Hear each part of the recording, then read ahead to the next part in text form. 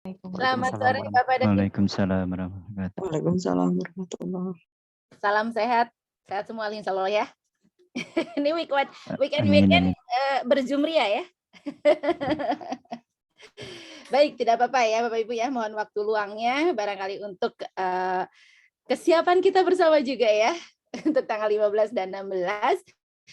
Mudah-mudahan dengan hadirnya BIMTEK pada kesempatan hari ini, Bapak dan Ibu dimudahkan dalam menyiapkan persyaratannya karena tahu dengan persis apa yang harus disiapkan. Itu pertama ya. Keduanya karena tahu persis apa yang dipersiapkan, Bapak Ibu lebih yakin lagi untuk menyetujui sertifikasinya karena persyaratan yang disiapkan berarti sudah betul-betul yang terbaik ya, yang terbaik tepat gitu ya, tepat sasaran. Jadi insya Allah mungkin nanti juga verifikasi dan konfirmasi dari asesor pun juga tentunya akan jauh lebih mudah. Amin. Baik, terima kasih kepada Pak Hayat pada kesempatan hari ini bisa terselenggara BIMTEK dan juga Bapak Ibu dari Unisma, panitia di Unisma ya. Ini untuk kesekian kalinya barangkali kegiatan sertifikasi di Universitas Islam Malang ya, mudah-mudahan nanti tanggal 15 dan 16 Bapak Ibu ya berjalan dengan lancar. Bapak dan Ibu harus hadir di lokasi uji ya di Unisma dalam hal ini. Jadi karena ini kegiatannya memang diwajibkan dengan tatap muka. Ya, melihat dari pelaksanaan uji pun juga mungkin Bapak Ibu sudah lihat ya flyer yang disebarluaskan dari Unisma bahwa ini adalah program subsidi dengan harga yang turun drastis ya, dengan harga yang sangat turun, dengan harga yang cukup rendah. Jadi mudah-mudahan kesempatan ini bisa dimanfaatkan dengan baik oleh Ibu dan Bapak ya, karena kalau harga normal itu sekitar 1.500.000-an Bapak dan Ibu ya. Nah, ini kebetulan sedang ada subsidi dari pemerintah, namun karena subsidi ini sifatnya harus ada serapan dana sehingga kegiatannya harus dilaksanakan secara luring ya, harus tatap muka gitu, tidak boleh dilaksanakan secara daring. Baik, Bapak dan Ibu, ini adalah untuk LSP penerbitan ya. Untuk LSP penerbitan, insya Allah akan ada 3 skema yang akan diikut sertakan pada pelaksanaan uji sertifikasi ini. Yang pertama adalah skema penulisan karya ilmiah. Ini adalah mereka penulis artikel ya, penulis artikel ilmiah. Yang kedua adalah skema penelaah karya ilmiah. Ini adalah bagi Bapak dan Ibu yang selama ini bekerja sebagai seorang reviewer, sebagai seorang penelaah, mitra bestari. Nah, ini adanya di posisi ini ya. Kemudian yang terakhir adalah pengelola penerbitan ilmiah. Nah, ini adalah bagi Bapak dan Ibu yang memang secara teknis pekerjaannya adalah mengelola penerbitan. Nah, di sini saya ingin meluruskan beberapa hal ya terkait dari setiap skema ini. Tentunya harapannya adalah dengan Bapak Ibu memahami apa ruang lingkup dari setiap skema itu.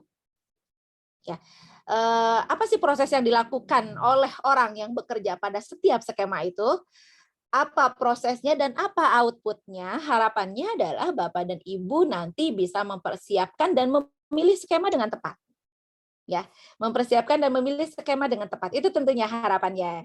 Nah, baik Bapak dan Ibu, barangkali saya tidak akan melonggarkan waktu lebih lama ya supaya Bapak dan Ibu juga nanti tidak terlalu malam juga ya. Baik, insya Allah uji sertifikasi akan dilaksanakan 15 dan 16 Juni berlokasi Universitas Islam Malang. Insya Allah saya akan hadir pada saat waktunya. Dan untuk pertama adalah untuk skema penulisan artikel ilmiah. Kita bedah dulu dia ya. Kita bedah dulu dia. Baik, untuk skema penulisan artikel ilmiah Bapak dan Ibu ini kurang lebih ada 10 unit kompetensi sebetulnya. Sebentar saya ini kan dulu ya.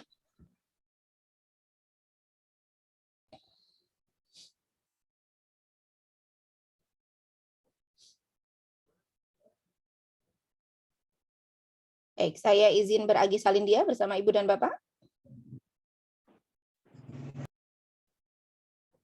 Baik, di sini saya mungkin tidak akan menjelaskan secara mendalam ya Bapak Ibu. Saya akan menyampaikan gambaran garis besarnya saja terkait dari masing-masing skema ini ya. Pertama adalah untuk skema artikel ilmiah. Ya, ada 10 unit kompetensi akan dikonfirmasi kepada Ibu dan Bapak, banyak ya. Ada 10 unit ya akan dikonfirmasi, tapi tentunya mungkin nanti saya pastikan Bapak Ibu tidak akan merasa terasa 1 unit, 2 unit gitu. 1 unit ditanyain, 1 unit ditanyain, tidak akan terasa seperti itu. Ya, dalam prosesnya pekerjaan ini tetap merupakan satu pekerjaan yang holistik ya Bapak Ibu, saling berkesinambungan. Ya. Output dari tahapan pertama akan menjadi input untuk tahapan berikutnya. Jadi Bapak Ibu nanti tentu akan dilihat dari proses awal, ya, dari hulu ke hilirnya. Ya, dari hulu ke hilirnya. Nah, mungkin bisa saja proses di hulu akan dipertanyakan di pertengahan, ya, akan terakomodir atau diakomodisi dengan pertanyaan di tengah-tengah. Atau bisa saja satu pertanyaan tapi bisa saja itu menjelaskan dari hulu ke hilirnya, ya. Nah, itu hanya proses saja aja. Dalam artian Bapak dan Ibu asesor sudah kami siapkan ya bahan ujinya dan sebagainya, dan itu insya Allah bahan uji tersebut, materi uji ini sudah kami verifikasi dan kami validasi sehingga bisa digunakan sebagai alat uji ya. Jadi Bapak Ibu tidak perlu khawatir, tapi kurang lebih adalah ini yang akan ditanyakan Bapak Ibu ya. Kurang lebih inilah yang akan ditanyakan materinya. Pertama, menggunakan perangkat lunak. Ini tidak akan ditanyakan, Bapak Ibu pasti sudah biasa mentik menggunakan laptop atau personal komputer ya. Dengan nanti Bapak Ibu bisa mengakses sistem digital kami saja, berarti Bapak Ibu sudah bisa menggunakan perangkat lunak ya. Jadi tidak akan ditanyakan kalau yang seperti ini Bapak Ibu ya, tapi akan kami lihat. Ditanyakan mungkin tiga, tapi akan kami lihat. Bapak Ibu bisa nggak mengoperasikan perangkat lunak? Karena perangkat lunak ini tidak hanya pengolah kata saja Bapak Ibu ya. Kita kan pasti menggunakan Word nih, ya Microsoft Word. Nah, tapi tentu saja dalam artian lain, misalnya aplikasi-aplikasi pengelola referensi, nah itu juga kan termasuk perangkat lunak ya. Itu yang akan kami lihat, tapi tidak akan kami tanyakan bagaimana cara Bapak Ibu menggunakannya. Tapi akan kami lihat bagaimana Bapak Ibu menggunakannya. Nah, itu ya, seperti itu. Jadi tidak semuanya akan selalu ditanyakan. Ada beberapa yang akan kami lihat dan kami perhatikan selama pelaksanaan uji sertifikasi. Jadi Bapak Ibu hadirkan performa terbaiknya. Ya. Baik, yang kedua menerapkan teknik penulisan yang baku. Untuk artikel ini nggak bisa kita lewatkan ini ya Bapak Ibu ya. Karena artikel ilmiah ini sudah pasti menggunakan penulisan yang baku. Ya, penulisan baku itu terdiri dari kata yang baku, kalimat yang efektif ya, valid, kemudian logis ya. Nah, itu hal-hal seperti itu akan menjadi salah satu rujukan kami. Bisa melalui nanti Bapak Ibu diminta untuk menulis misalnya, ya, nanti jadi bisa terlihat dari tulisan Bapak dan Ibu menggunakan penulisan yang baku atau tidak. Begitu. Atau jika Bapak Ibu melalui portofolio, maka portofolionya kan kami lihat, kan kami cek. Ya, apakah di dalam hasil portofolio Ibu dan Bapak itu Bapak Ibu menggunakan penulisan yang baku atau tidak? Gitu ya. Itu yang akan kami lihat. Kemudian bagaimana Bapak Ibu mengembangkan gagasan penulisan ya, gagasan naskah itu Bapak Ibu artikel ini dari mana sih? Dari penelitian atau dari pengabdian masyarakat dan sebagainya. Ya, kenapa Bapak Ibu memilih ide itu? Ya, apa dasarnya? Mengapa mengembangkan itu? Nah, itu pasti akan ditanyakan ya, karena itu asal mula penulisan adalah ide. Ya, alasan penulisan pertama adalah ide. Kalau tidak ada ide, tentu tidak akan pernah ada berkembang menjadi sebuah tulisan. Ya. Kemudian mengorganisasikan bahan dan sumber naskah. Nah, nulis itu nggak bisa tanpa sumber tulisan ya Bapak Ibu ya. Nah, bagaimana Bapak Ibu mengelola bahan dan sumber ini? Apakah Bapak Ibu melakukan secara manual atau dibantu dengan aplikasi lain untuk mengelola sumber ini? Nah, ini juga nanti akan dikonfirmasi kepada Bapak dan Ibu. Dan bagaimana Bapak Ibu mengorganisasikannya, dalam hal ini adalah Bapak Ibu mengelolanya. Ya, apakah Bapak Ibu campurkan semua sumber informasi itu atau Bapak Ibu kelompokkan? Ya, itu akan dikonfirmasi. Nah, menyusun kerangka naskah. Nah, ini juga sama ya. Mau nulis, apakah Bapak Ibu secara tertib melakukan sistematika penulisan yang baik dan benar? Salah satunya adalah menyiapkan kerangka sebuah naskah sebelum mulai menulis. Kenapa kerangka harus dibuat? Apa fungsinya sebuah kerangka? Sehingga di dalam proses penulisan, ini menjadi salah satu indikator penilaian. Penting ya Bapak ya? Penting sekali kalau menurut saya kerangka itu. Karena kerangka akan memandu kita. Kita akan dibuat menjadi mengikuti arah yang kita inginkan. Kita tidak kemana-mana dan lebih jelasnya lagi kita tidak akan tersesat. Tersesat dalam artian bukan berarti kita nyasar kemana-mana ya Bapak Ibu ya, tapi artinya kita tidak akan menulis sesuatu yang tidak ada hubungannya dengan tema tulisan kita, dengan ide tulisan kita, karena kita sudah memiliki kerangka. Ya, penulisan kita menjadi terarah, teratur step by step-nya, langkah demi langkahnya. Ya. Kemudian menyiapkan bagian awal. Kalau untuk artikel bagian awal ini apa saja yang Bapak Ibu siapkan? Ya, dipersiapkan di bagian awalnya apa yang Bapak Ibu buat? Slide-nya bisa di-share Bu. Oh ya, sorry sebentar. Ya. Lupa. Oke. Oke, ya. Lalu menyiapkan bagian isi. Nah, di isi ini apa yang Bapak Ibu siapkan nih untuk menyusun sebuah artikel? Ya, untuk menyusun artikel, untuk bagian isi ini apa saja yang Bapak Ibu persiapkan dan apa yang Bapak Ibu buat?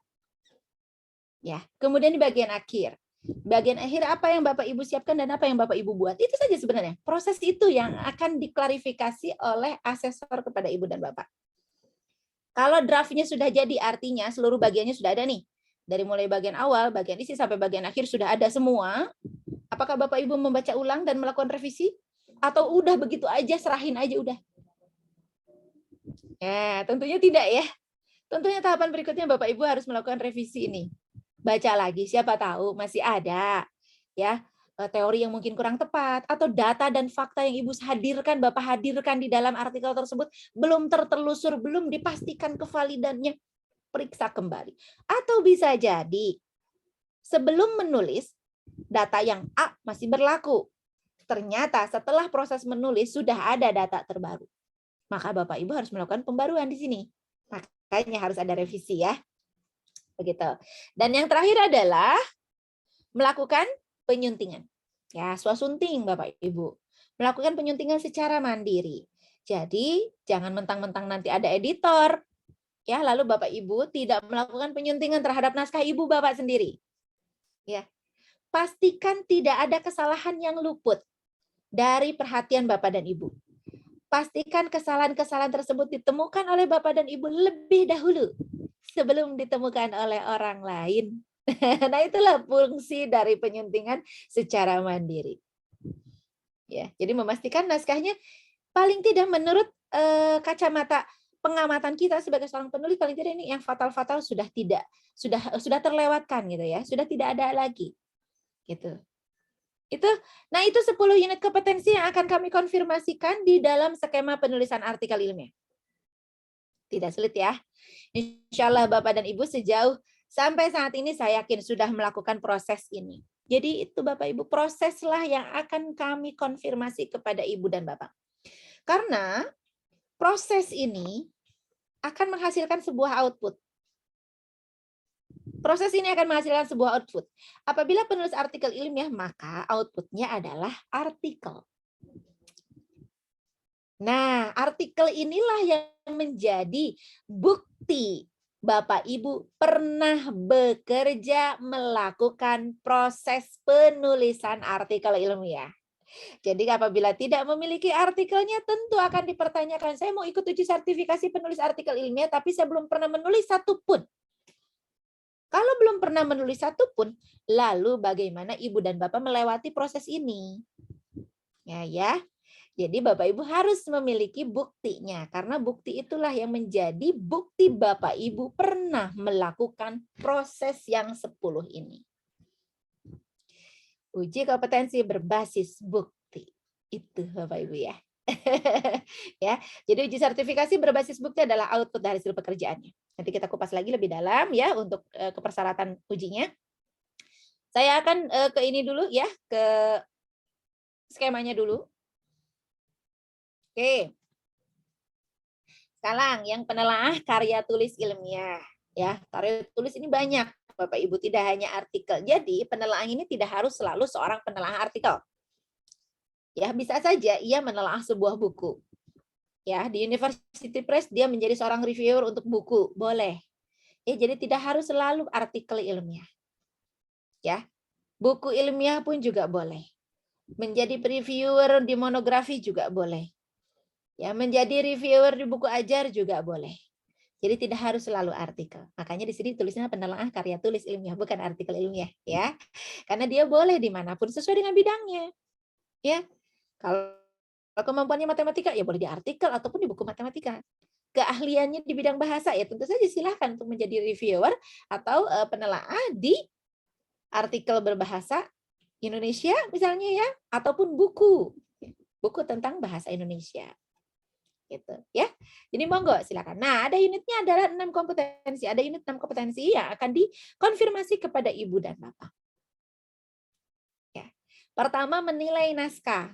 Jadi Bapak Ibu sebagai seorang reviewer tentu yang pertama dilakukan adalah menilai naskahnya. Ini naskah layak atau tidak sih untuk ditindaklanjuti? Apabila itu misalnya naskah buku punya nilai jual nggak sih? Dia menjual nggak sih? Kada kalanya naskahnya bagus, secara ilmu bagus, tapi tidak laku di pasaran. Tidak memiliki nilai jual. Nah, ini PR nih untuk seorang penyunting substantif. Bagaimana naskah yang bagus tersebut bisa memiliki nilai jual. Nah, penilaian di sinilah yang diperlukan dari seorang penyunting atau penelaah karya tulis ilmiah. Baik, mohon izin Pak Panitia mungkin bisa di unmute. Baik, yang kedua, mengedit aspek ketelitian data dan fakta.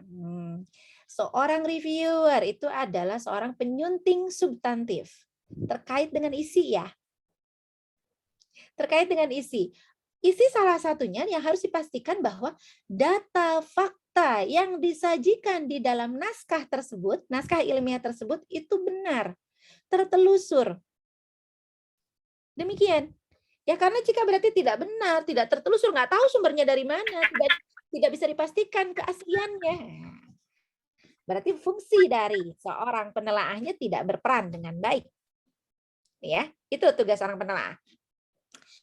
Yang berikutnya adalah mengedit aspek kelegalan dan kepatutan. Nah, sering digembor-gemborkan ya, wah ini naskah plagiat, itu hasil plagiat. Nah, ini salah satu fungsi dari penelaah. Dia harus memastikan bahwa naskahnya legal. Naskah itu legal, artinya tidak ada plagiarisme di dalamnya. Ya. Terserah, silakan mau menggunakan aplikasi apa untuk menentukan itu ya. Mau pakai aplikasi apa, ya meskipun dalam hal ini menurut saya Turnitin bukan untuk mengukur plagiarisme ya, tapi karena Turnitin kemiripan sebetulnya ya. Kemudian dan mirip bukan berarti plagiat. Ketika dia melakukan pengutipannya dengan benar itu bukan berarti plagiat, Bapak Ibu ya. Karena pengutipan kan ada dua, pengutipan langsung dan pengutipan tidak langsung. Ketika kedua-duanya dilakukan dengan benar, maka dia sudah melakukan hal yang benar, tidak menyalahi. Ya. Kemudian juga misalnya untuk kepatutan nih, kepatutan ini terkait dengan norma, dengan kesopanan. Ya, apakah di naskahnya ada muncul misalnya kata-kata yang kasar ya, atau subjektivitas terhadap satu gender atau satu agama, nah itu termasuk tidak patut. Nah, hal itu juga menjadi konsentrasi dari seorang penelaah.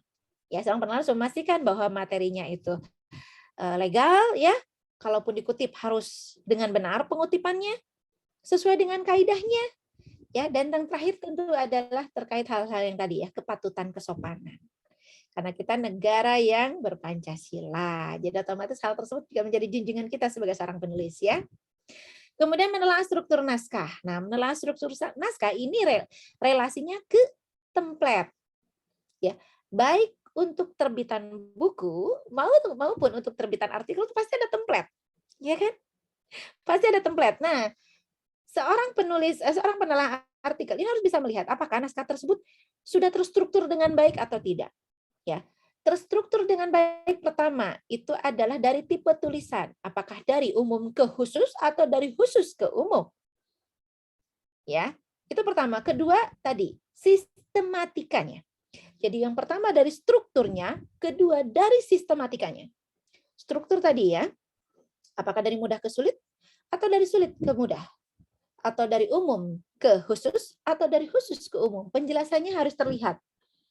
Harus terlihat pemaparan materinya ya. Atau yang kedua adalah dari strukturnya. Ya, struktur di sini adalah sistematikanya ya. Struktur di sini adalah sistematikanya. A, B, C, D-nya.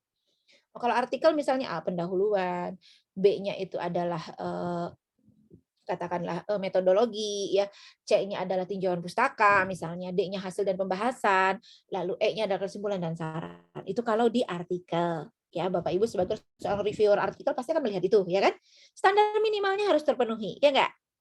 Ya kan? Meskipun nanti pada akhirnya adalah harus melihat kepada gaya selingkung si penerbitnya, ya. Harus menyesuaikan dengan gaya selingkung penerbitnya, itu terkait dengan struktur, Bapak Ibu. Begitu juga pada buku. Ya, begitu juga pada buku. Seorang penelaah karya tulis buku ini, karya tulis ilmiah ini harus melihat bagian awal bukunya sudah tersedia belum? Bagian isinya seperti apa, strukturnya atau sistematikanya sudah urut belum itu? Apakah bab 1, bab 2 ini sudah saling terkait dengan baik? Koheren dan koherensi. Ya. Apakah ini sudah terkait dengan baik? Ataukah misalnya ternyata masih berantakan? Harusnya bab 3 itu menjadi bab 2. Yang bab 2 menjadi bab 3. Nah, itu berarti kan sistematikanya belum terpetakan dengan baik. Ya, sampai kepada bagian akhir buku. Nah, ini bagian akhir buku juga urutannya sudah benar atau belum? Daftar pustaka memang harus itu isinya. Glosarium harus seperti apa isinya? Indeks harusnya seperti apa isinya? Nah, itu tugas penelaahan karya tulis ilmiah, Bapak Ibu. Ya. Tuh. Itu untuk suruh naskah, kemudian menelaah substansi. Oh ya, tadi sudah sedikit juga ya diulas ya substansi. Substansi tambahannya dari sisi keilmuan, Bapak Ibu. Jika artikel tersebut atau naskah tersebut misalnya kaitannya dengan linguistik, maka materi naskah tersebut juga harus terkait dengan linguistik dong. Nah, ini yang dimaksud dengan menelaah substansi atau materi. Jadi, menelaah melihat naskah secara keseluruhan itu tema besarnya apa. Kalau sudah ketemu tema besarnya, nyambung nggak isinya sama tema besar itu. Gitu. Ya, itu menelaah substansi atau materi naskah. Dan yang terakhir menyiapkan rekomendasi. Ketika ia sudah melakukan penelaahan pada sebuah naskah, maka dia harus membuat rangkuman berupa laporan.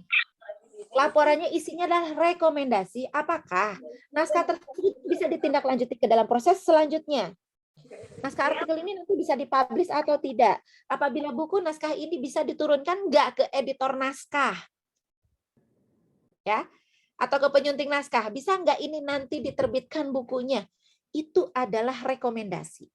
Tugas dari seorang penelaah karya tulis ilmiah yang paling akhir adalah menyiapkan rekomendasi, memberikan masukan bahwa naskah ini layak untuk diterbitkan. Alasannya bla bla bla bla bla disebutkan di situ. Begitu juga untuk artikel. Ya. Ini Bapak Ibu ya untuk skema penelaah karya tulis ilmiah. Ya, unit-unit kompetensinya itu. Lalu yang terakhir adalah penerbitan ilmiah, pengelola penerbitan ilmiah. Nah, ini ya. Baik, jadi ini siapa yang diuji sertifikasi oleh pengelola penerbitan ilmiah?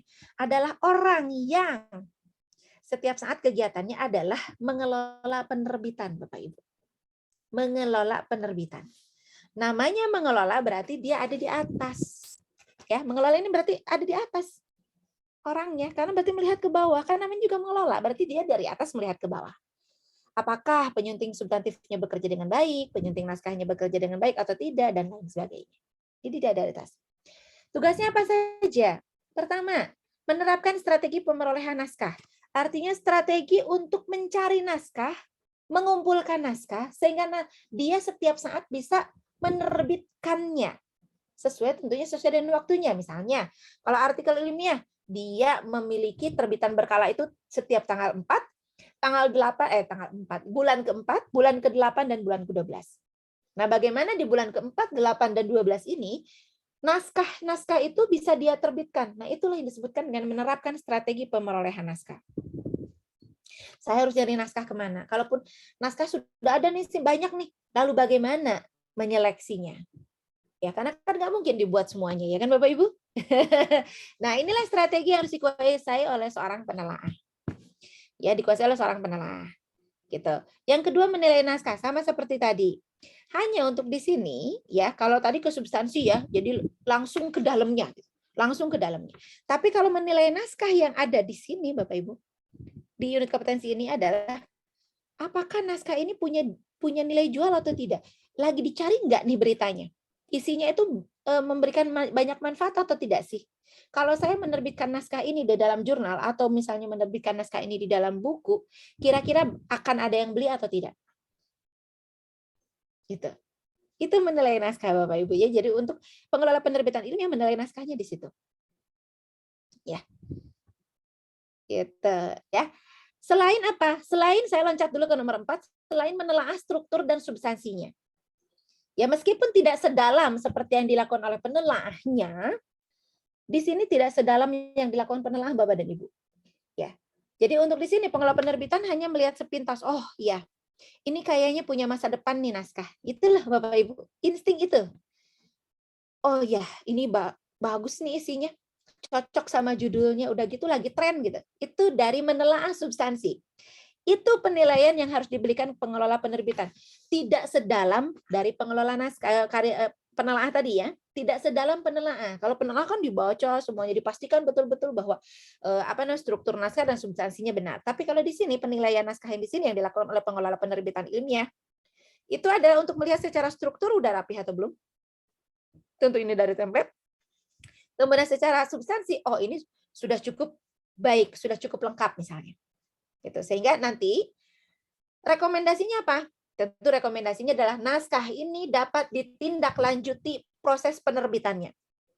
Apakah itu nanti lebih dalam untuk diedit oleh si penyunting naskah, ya, baru nanti diproses lagi di layout dan sebagainya, begitu, ya. Jadi rekomendasi yang diberikan adalah apakah naskah ini layak untuk ditindaklanjuti di dalam proses penerbitan. Karena apabila tidak, maka akan ditutup, ya, akan ditutup, akan dikeluarkan itu naskah karena kan tidak sesuai, gitu, ya. Sesuai dengan rekomendasinya. Nah, yang terakhir yang tadi saya lewatkan adalah nomor 3. Penyelia penyuntingan naskah. Penyelia namanya juga penyelia berarti pengawas ya, supervisor.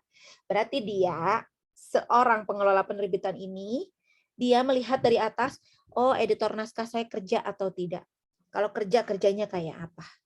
Penelaah artikel ilmiah, oh iya penelaah saya bekerja dengan baik, nih banyak sekali hasil telaahannya. Dan sudah diperbaiki oleh penulisnya. Itu Bapak Ibu menyelia penyuntingan naskah. Jadi ia melihat dari atas ke bawah bagaimana orang-orang yang berada di bawah koordinasinya bekerja dengan benar atau tidak. Itu. Seperti itu Bapak Ibu untuk pengelola penerbitan ilmiah. Ya, sudah semua berarti ya untuk yang terkait skema nih. Ya, untuk yang terkait skema sudah semua. Baik.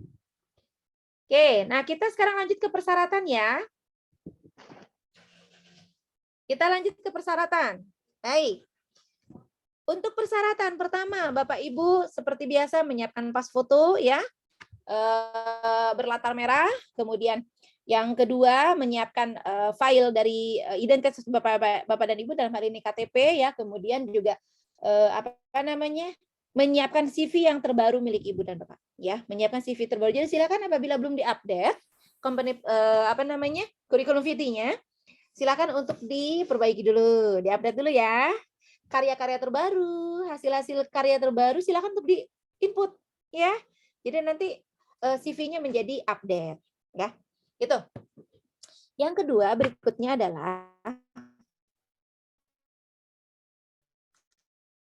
kepemilikan sertifikat pelatihan atau sebagai pengelola penerbitan jika ada. Ya, jika ada. Jika tidak ada tidak perlu dipaksakan. Ya, itu jika ada. Itu ya. Karena sifatnya syarat itu adalah atau ya. Kemudian apabila sertifikat pelatihan Ibu dan Bapak tidak punya tidak apa-apa, karena maka berikutnya adalah Bapak Ibu akan kami minta Bapak Ibu punya nggak surat keterangan bekerja? Tapi bukan sebagai dosennya ya. Tapi surat keterangan bekerja sebagai seorang penulis artikel dari jurnalnya bisa minta surat keterangan bekerja apabila Bapak Ibu bekerja sebagai penulis tetap di situ. Tapi setahu saya kalau untuk artikel ilmiah nggak pernah ada menjadi penulis tetap ya. Jadi ini SK ini tidak harus ada ya. Itu bagi Bapak dan Ibu yang menjadi penulis artikel secara tetap. Jadi oleh penerbitan itu secara tetap digaji sebagai penulis gitu loh Bapak Ibu ya. Sebagai penulis artikel. Nah, itu silakan menghadirkan surat keterangan ya. Surat keterangan bekerja sebagai seorang penulis atau sebagai seorang penyunting atau sebagai seorang pengelola penerbitan. Nah, untuk yang penulis untuk yang penelaah serta pengelola penerbitan, maka surat keterangan bekerja ini digantikan dengan surat keputusan atau surat tugas atau surat penunjukan Bapak Ibu sebagai seorang penelaah atau seorang reviewer atau sebagai seorang pengelola penerbitan. Ada ya SK-nya ya. SK kepada Bapak Dr. Hayat sebagai redaktur begitu ya.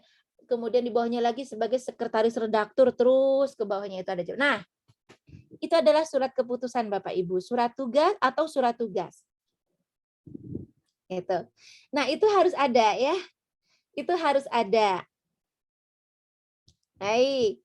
Nah, berikutnya adalah Bapak Ibu harus menghadirkan 5 artikel jika Ibu dan Bapak akan mengikuti dengan metode portofolio. Ya, jadi untuk mengikuti dengan metode portofolio, Bapak Ibu harus memiliki 5 artikel. untuk penelaah berarti 5 artikel yang sudah pernah ditelaah. Bukan artikelnya milik Ibu ya. Ketika Bapak Ibu menelaah artikel punya orang lain kan. Nah, artikel tersebutlah yang dijadikan bukti oleh Ibu dan Bapak. Ya, itu yang dijadikan bukti oleh Ibu dan Bapak, dihadirkan di dalam ujinya. Nah, apabila mau ikut portofolio maka harus ada 5. Tapi apabila misalnya saya menulis artikelnya baru 1 Bu Epik, boleh nggak? Boleh. Boleh mengikuti uji sertifikasi, tapi metodenya uji kompetensi. Ya, metodenya metode uji kompetensi. Nanti saya akan jelaskan apa itu metode uji kompetensi dan apa itu metode portofolio. Ya, cukup jelas Bapak Ibu ya.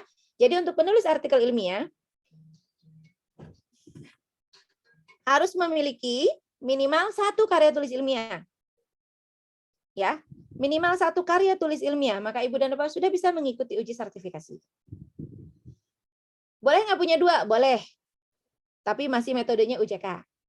Kemudian 3 boleh. Boleh, tapi metode UJK. 4 juga masih metode UJK. Dan Bapak Ibu apabila memiliki 5 yang sudah terbit dari SSN, nah itu sudah bisa mengikuti sertifikasi dengan metode portofolio. Gitu. Begitu untuk artikel ya Bapak Ibu ya. Nah, di dalam artikel tersebut harus tercantum nama Ibu dan Bapak. Boleh sebagai penulis ke-1, boleh sebagai penulis ke-2 ataupun ke-3. Ya, tidak masalah. Saya tidak melihat kedudukan dari posisi Ibu dan Bapak di dalam tim penulisan. Saya tidak akan melihat itu. Yang penting ada nama Bapak dan Ibu di situ. Kenapa? Karena nanti yang paling penilaian yang paling akhir adalah apa yang diperoleh asesor saat mewawancarai atau saat berkomunikasi lisan dengan Ibu dan Bapak.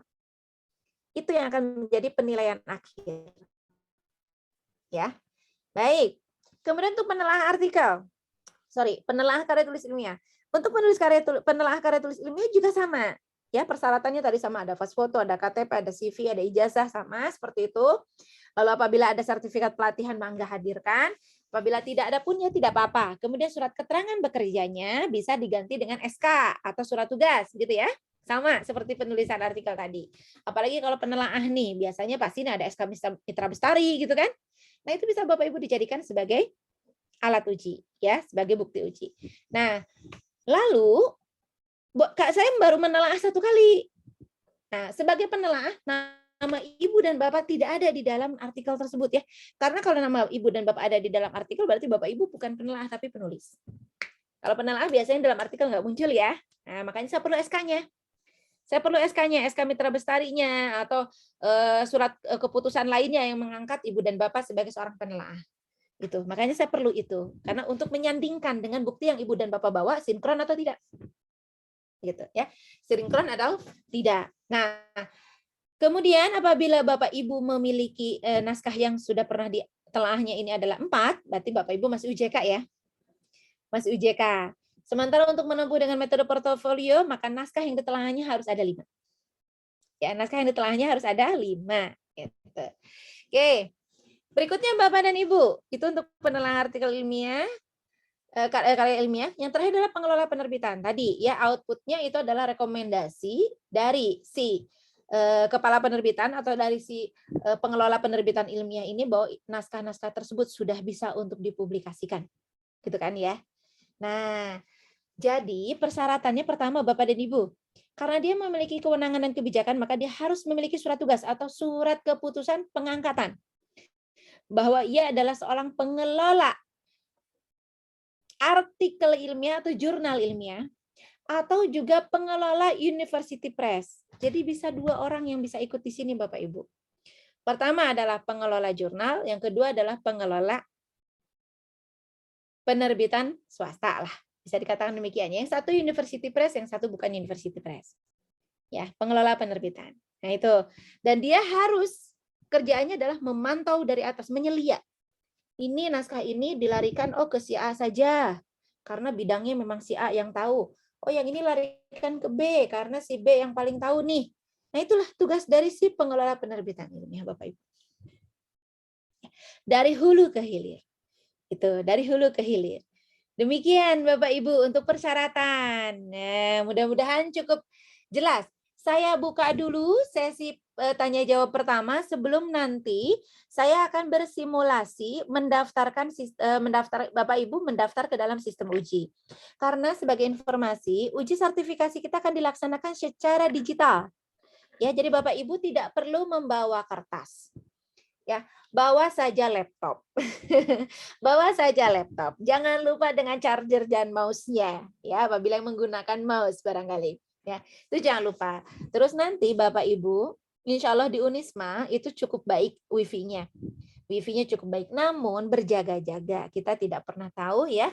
Alangkah baiknya apabila kita mempersiapkan diri. Khawatirnya tiba-tiba down, maka Bapak dan Ibu harus menyambung ke handphone ya. Ke handphone milik Ibu dan Bapak. Saya kira dengan 3 GB itu lebih dari cukup. Lebih dari cukup.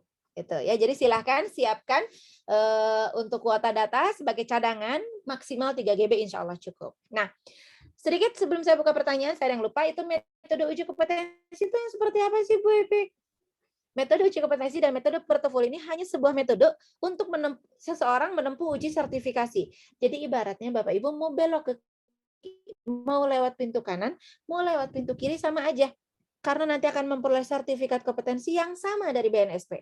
Jadi Bapak Ibu boleh menempuh uji sertifikasi dari pintu manapun. Hasilnya tetap selembar sertifikat berlogo Garuda Emas, berlaku nasional maupun internasional apabila Bapak dan Ibu dinyatakan kompeten. Ya. Jadi metode ini tidak perlu menjadi khawatir lalu tiba-tiba misalnya kejar-kejar saya maunya pokoknya metode portofolio, kalau tidak metode portofolio saya nanti aja ujinya tahun depan atau 2 tahun yang akan datang misalnya gitu ya. Karena pokoknya maunya portofolio, enggak demikian Bapak Ibu ya. Sekali lagi, metode uji itu hanya sebuah cara. Boleh ditempuh di kiri, boleh ditempuh dari kanan, sertifikatnya cuma satu kok Bapak Ibu. Tidak dibedakan, ya. Tidak dibedakan. Nah, itu. Metode uji kompetensi ini Bapak Ibu ada 3 perangkat uji yang akan diberikan kepada Ibu dan Bapak. Pertama, pertanyaan tertulis. Pilihan ganda ada di dalam sistem uji dan baru bisa Bapak Ibu akses saat uji berlangsung. Jadi tidak bisa diakses sebelumnya. Ya, di hari uji. Oke, itu. Ya, yang kedua pertanyaan lisan. Pertanyaannya tidak bisa Bapak Ibu akses karena ada di dalam sistem ujinya asesor. Jadi nanti asesor akan bertanya kepada Ibu dan Bapak secara lisan, langsung menyampaikan pertanyaannya di hadapan Ibu dan Bapak. Bapak dan Ibu harus menjawab saat itu juga. Tidak boleh nanti Pak saya ini dulu ya, izin dulu ya, besok saya jawab. Nggak bisa. Tidak boleh ya. Jadi harus langsung dijawab saat itu juga di depan asesor. Dan yang terakhir adalah observasi atau praktik. Jadi tidak perlu khawatir Bapak Ibu nanti apabila yang belum memiliki karya maka akan menempuhnya dengan proses ini. Ya. Praktik atau observasi ini kurang lebih saya lupa ada 3 soal kurang lebih ya. Ada 3 soal masing-masing 15 menit. Ya, tapi Bapak Ibu boleh silakan memilih mau yang mana dulu, misalnya yang nomor 1 dulu deh, yang lebih gampang gitu ya. Waktunya kan nggak banyak, jadi sehingga sisa waktu untuk mengerjakan nomor berikutnya jadi lebih banyak. Gitu. Ya itu silakan itu diatur nanti bersama asesor mau yang mana dulu mengerjakan soalnya. Apabila sudah soalnya nanti sudah di-upload, di-download, kalau sudah dikerjakan upload lagi ke dalam sistem uji. Ya, upload lagi ke dalam sistem uji. Jadi semuanya sudah digital. Bapak Ibu nanti akan langsung jawabannya masuk ke dalam sistemnya asesor. Ya, jadi akan diperiksa oleh asesor pada saat hari H. Nah, kemudian metode portofolio, apakah itu? Ya, untuk metode portofolio ini apabila Bapak dan Ibu tadi itu ya sudah memiliki cukup pengalaman yang kami kategorikan minimal pernah menerbitkan 5 atau lebih dari artikel ilmiahnya, 5 atau lebih dari artikel ilmiah yang pernah ditelaahnya. Jadi batas minimalnya adalah 5. Itu diberikan metode portofolio. Metode portofolio cuma 2 Bapak Ibu perangkat uji yang kami diberikan. Pertama adalah verifikasi portofolio. Ini akan kami bongkar portofolio Ibu dan Bapak untuk memastikan memenuhi aturan bukti valid asli terkini. Harus kami buktikan bahwa artikel Bapak dan Ibu itu valid. Artikel Bapak dan Ibu itu asli dan artikel Bapak dan Ibu itu terkini. Kami harus mampu membuktikan itu. Dan ketika itu sudah terbukti, maka berikutnya adalah Bapak Ibu akan diwawancarai secara mendalam. Jadi cuma 2. Ya, perangkat ujinya pertama perangkat uji verifikasi portofolio, yang kedua adalah wawancara. Bapak Ibu akan digali kembali pengalamannya berdasarkan pengalaman yang sudah Bapak Ibu lakukan di dalam proses penulisan artikel ilmiah atau di dalam proses bekerja sebagai seorang reviewer atau seorang penelaah. apa saja sih yang ditemui? Hal-hal unik apa yang ditemui dari naskah misalnya, contohnya seperti itu. Ya. Nah, itu Bapak dan Ibu ya. Jadi kalau untuk metode ini hanya sebuah jalan. Bapak Ibu boleh menempuhnya dari non pengalaman, boleh menempuhnya dari sisi pengalaman. Ya, tidak perlu khawatir. Nah, itu untuk metode uji kompetensi Bapak dan Ibu. Metode uji kompetensi dan metode portofolio itu, kalau metode portofolio mungkin karena tidak terlalu banyak praktik yang harus dilakukan, biasanya rata-rata 45 menit sampai 1 jam sudah selesai. Ya, jadi apabila Bapak di antara Bapak dan Ibu ada acara lanjutan ya setelah kegiatan uji sertifikasi, saya kira boleh silahkan gitu ya untuk diatur kan tidak lama ya. Sementara kalau untuk yang uji kompetensi yang ada 3 perangkat uji tadi itu, paling tidak itu untuk pilihan ganda kami berikan waktu maksimal 30 menit. Maksimal 30 menit, tapi rata-rata 20 menit atau 15 menit sudah selesai. Yang kedua, pertanyaan lisan tentu ini adalah ada di asesor ya, hak prerogatifnya asesor, tapi saya sudah menekankan kepada asesor bahwa pertanyaan itu maksimal maksimal 10 ya. Maksimal 10 pertanyaan yang disampaikan kepada asesi. Dan yang terakhir adalah observasi atau praktik ya. Nah, itu ada 3 soal Bapak Ibu. Ya, cukup 3 soal saja. Nah, ini Bapak dan Ibu silakan nanti mengerjakan soal tersebut sesuai dengan perintahnya. Begitu. Sementara untuk pengelola penerbitan ilmiah, itu wajib portofolio, tidak boleh uji kompetensi. Ya. Jadi Bapak Ibu wajib menghadirkan SK-nya tadi ya, SK pengelola penerbitannya, lalu output dari pekerjaan Ibu dan Bapak sebagai pengelola penerbitan. Itu outputnya dihadirkan ya Bapak Ibu ya. Gitu. Nah, untuk outputnya tidak akan berbatas ya Bapak Ibu, boleh 2, boleh 3, boleh 5. Ya. Baik, itu Bapak dan Ibu yang terkait persyaratan serta metode ujinya. Mudah-mudahan cukup jelas. Saya buka dulu pertanyaan. Dari tadi di sini sudah ada yang raise hand. Baik, unjuk tangan Ibu Siti Zahro. Silakan Bu Siti Zahro. Oke, Assalamualaikum Bu Epik.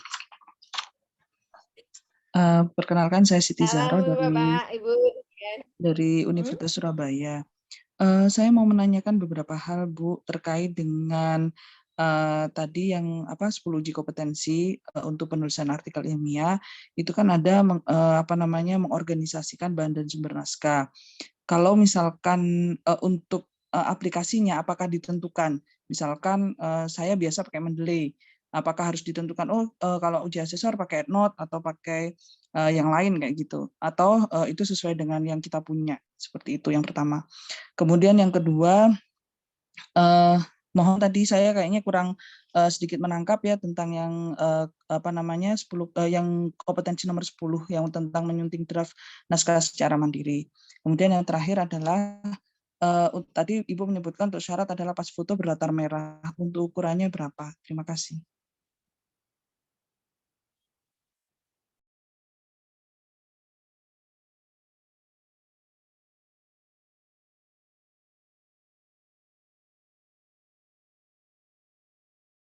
Baik, cukup banyak pertanyaannya, mudah-mudahan tidak disamakan di Bali. Baik, yang pertama terkait tadi untuk yang unit kompetensi mengelola atau merorganisasi sumber informasi. Silakan gunakan aplikasi yang Bapak Ibu miliki. Ya, ada Jotero, mungkin ada Mendeley dan sebagainya. Maka silakan atau pakai Note juga boleh. Ya, yang terpenting di sini memang untuk artikel memang diwajibkan atau diharuskan menggunakan aplikasi ya Bapak Ibu ya. Oke. Kemudian untuk pas foto. Ya. Pas foto sebetulnya apabila dicetak itu ukuran 4x6 Ibu. Cuma kalau untuk di file kan tidak mungkin saya ukur juga ya. Tapi yang terpenting itu adalah foto pas foto ya, pas foto. Bukan foto Bapak Ibu sedang selfie. Ya, bukan sedang selfie gitu ya. Kemudian yang mohon maaf yang terakhir apa ya Bapak Ibu tadi? Yang tentang itu Bu, penjelasan tentang kompetensi nomor 10 yang menyunting draft naskah secara mandiri itu. Baik, menyunting draft secara mandiri ini adalah atau sering dikenal juga dengan swasunting Bapak Ibu. Nah, sekarang ini Ibu penjelasannya. Ibu kalau naskahnya sudah selesai nih. Sudah selesai semuanya ya, udah jadi, udah lengkap. Menurut Ibu sudah lengkap. Ibu baca lagi nggak? Iya Bu, tidak hanya saya, biasanya saya juga teman suruh baca juga. Ya, baik. Ibu dulu sebelum teman ya. Ibu dulu, Iya. Ibu baca kembali ya. Ketika Oh Ibu iya. menemukan ada kurang huruf Iya. atau misalnya ada kata yang berulang kali muncul dalam satu kalimat. Atau menurut Ibu kalimatnya belum efektif pabaliut gitu ya, yang baca juga pusing. Nah, itu adalah proses revisi Bapak Ibu. Oh, baik. Proses wasunting. Jadi Bapak Ibu memperbaiki hal-hal yang menurut Ibu dan Bapak sendiri belum benar. Ya, belum benar. Misalnya ada tadi ya, kurang huruf, kelebihan huruf, atau pemilihan katanya tidak tepat nih, diksinya kayaknya kurang tepat nih, lebih tepat menggunakan diksi yang lain. Itu termasuk penyuntingan Ibu. Ya, atau misalnya kalimat kok kemarin pas bikin rasanya enak gitu ya. Kok pas dibaca lagi kok rasanya jadi tidak enak gitu. Nah, kenyamanan ya, itu termasuk proses revisi bagaimana Bapak Ibu menghadirkan sebuah bacaan dengan keterbacaan tinggi. Nah, itu proses revisi Ibu ya. Jadi seperti itu ya. Termasuk juga apabila Ibu dan Bapak menemukan nih ternyata saya salah mengutip. Salah mengutip, misalnya seharusnya karya Dr. Hayat kok yang dikutip salah klik nih dari Mendeley-nya misalnya, saya klik gitu ya, klik kok Epic Finili. Nah, bisa saja terjadi kan, itu proses wasunting Ibu. Nah, itu ya. Nah, termasuk juga apabila misalnya ada data-data tadi harus ditulis 15, Ibu ngetiknya 18 gitu. Baik. Nah, itu termasuk wasunting Ibu, gitu. Yang seperti itu, ya. Baik. Dan tata bahasa lainnya, termasuk tanda baca. Baik. Baik, Bu, boleh nambah satu lagi Bu pertanyaan?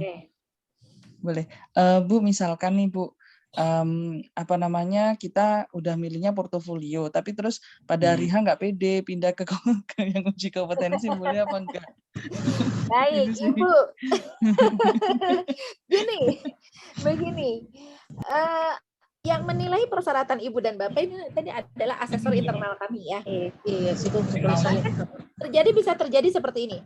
Bapak Ibu ingin portofolio, tapi kami melihat dan menilai bahwa persyaratan Ibu dan Bapak ternyata belum tepat. Belum memenuhi untuk portofolio. Maka kami akan alihkan ke uji kompetensi.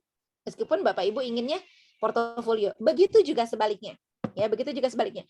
Jika Ibu dan Bapak ingin portofolio, tapi ternyata misalnya persyaratannya menurut kami ingin uji kompetensi, tapi ternyata persyaratannya memenuhi untuk portofolio, akan kami arahkan ke portofolio Ibu.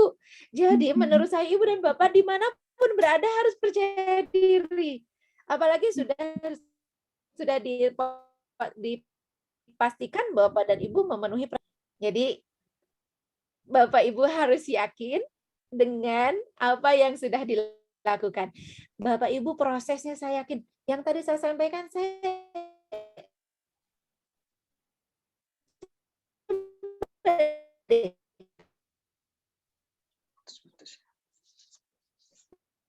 Bapak Ibu lakukan kan? Ketika menulis artikel nih dan informasi melakukan kan? Mengorganisasikan dengan Mendeley melakukan kan? Ayo, masa masih belum pede Bu Fitri? Itu semua proses sudah Ibu lakukan, Ibu. Ya, siap ya? Oke. Siap mau portofolio, juga siap ya. Karena prosesnya saya yakin sudah Bapak Ibu lakukan. Kami hanya mau konfirmasi apakah yang Bapak Ibu lakukan sesuai dengan standar tadi atau tidak. Karena ketika kami melakukan evaluasi, maka harus ada benchmark-nya ya. Harus ada standarnya Bapak Ibu. Tidak boleh asal nguji. Kok dia bisa bilang sih saya belum kompeten?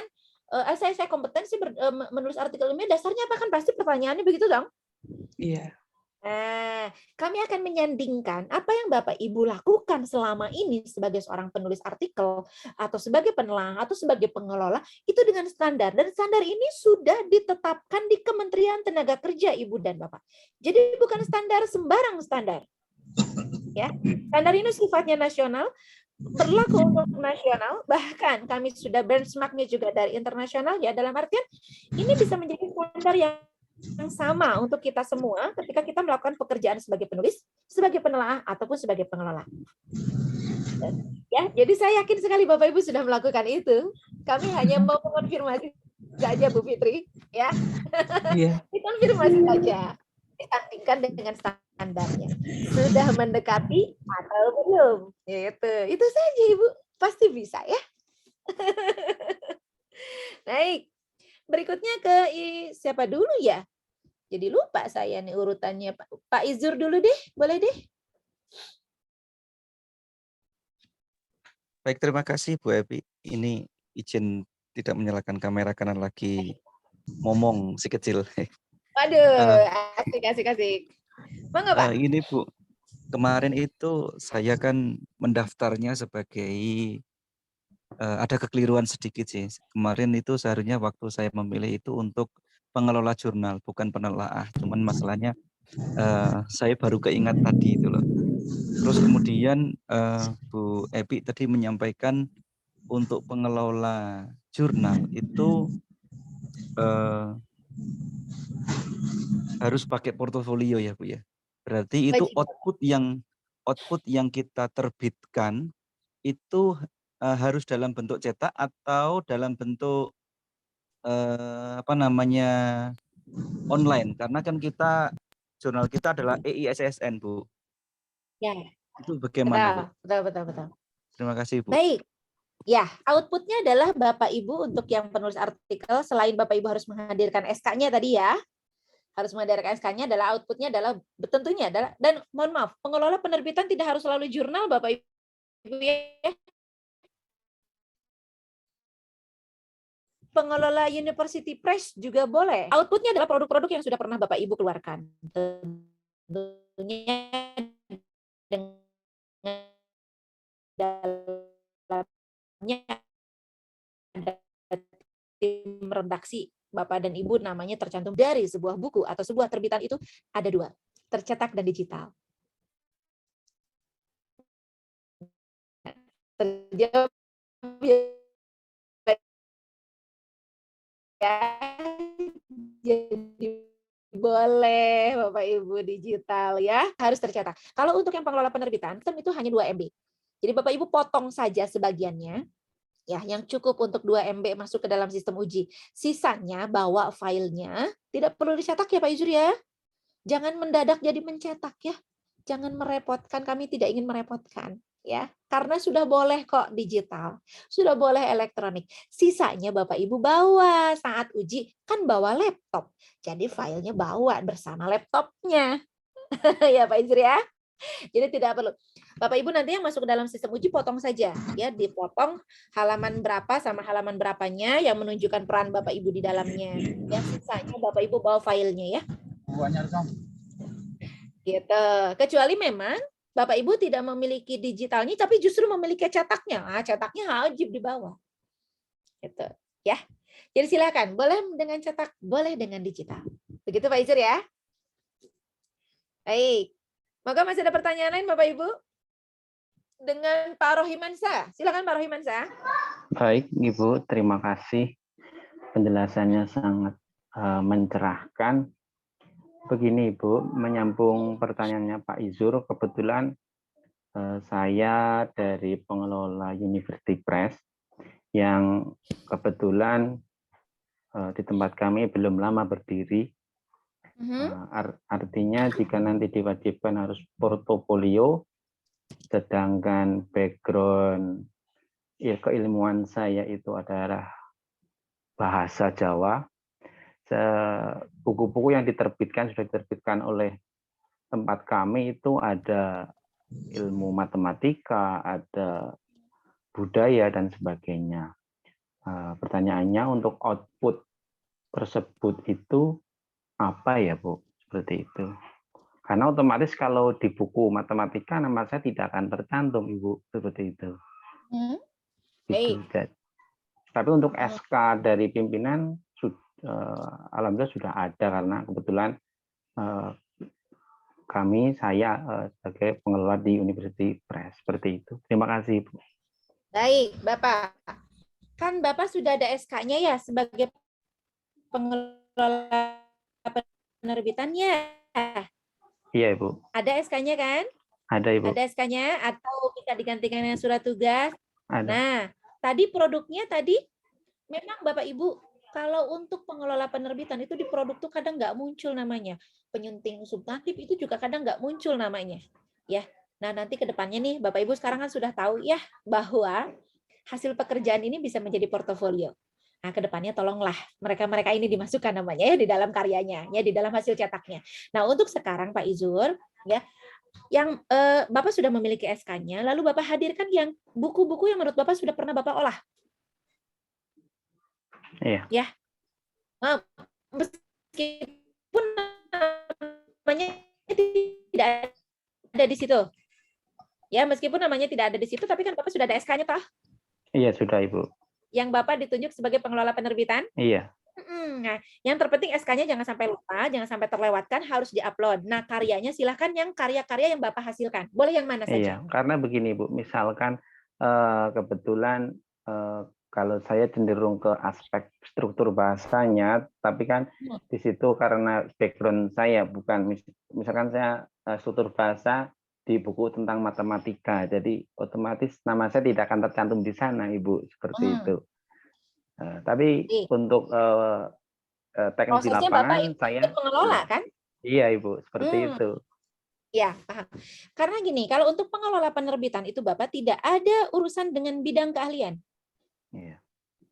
Ya, kalau pengelola penerbitan itu mau bidang matematika, mau bidang bahasa Inggris, mau apapun bidangnya, yang kan dia pasti akan mengelola seluruh naskah itu kan di dalam prosesnya. Betul, Ibu. Ya, betul. Nah, makanya tidak ada urusannya sama bidang. Bapak boleh menghadirkan buku karya manapun atau artikel manapun yang sudah pernah Bapak kelola dalam prosesnya, ya, sebagai pengelola penerbitan. Beda, Pak, dengan penelaahan artikel ilmiah. Kalau penelaahan artikel itu harus sesuai bidang, ya kan? Karena dia bicaranya isi, substansi. Artikel matematika maka harus ditelaah oleh orang ahli matematika. Iya. Gitu kan? Nah, tapi kalau pengelola tidak, Bapak. Tidak ada urusannya sama bidang.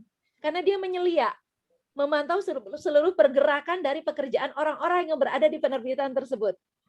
Ia yang paling tahu naskah itu sedang ada di mana, sedang proses apa, gitu.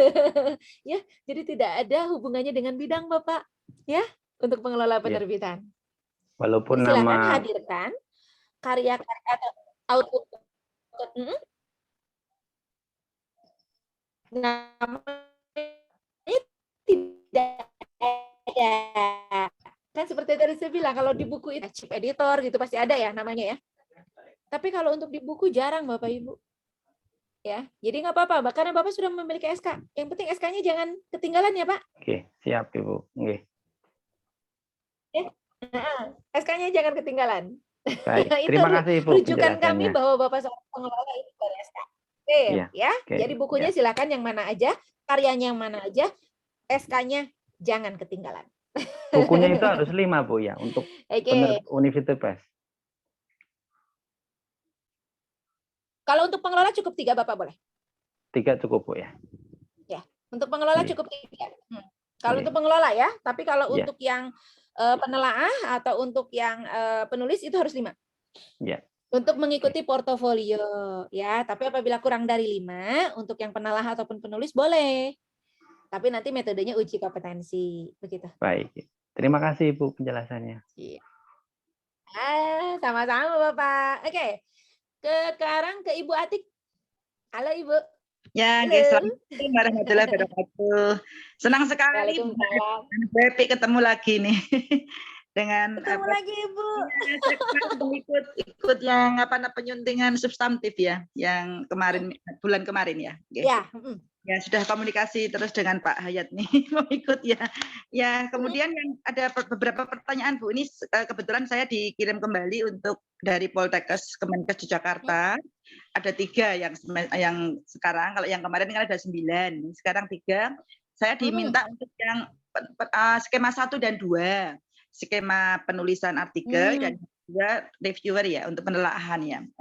Nah, kemudian yang tadi kan kalau yang kedua itu kan ada SK-nya ya Bu ya. Kami kan rencana dua-duanya itu portofolio Bu. Jadi alhamdulillah memenuhi ya untuk yang masuk di situ. Tapi nanti tadi Ibu menyampaikan bisa juga mungkin bisa uji apa namanya kompetensi begitu nanti ya, mudah-mudahan nanti kalau kami siapkan.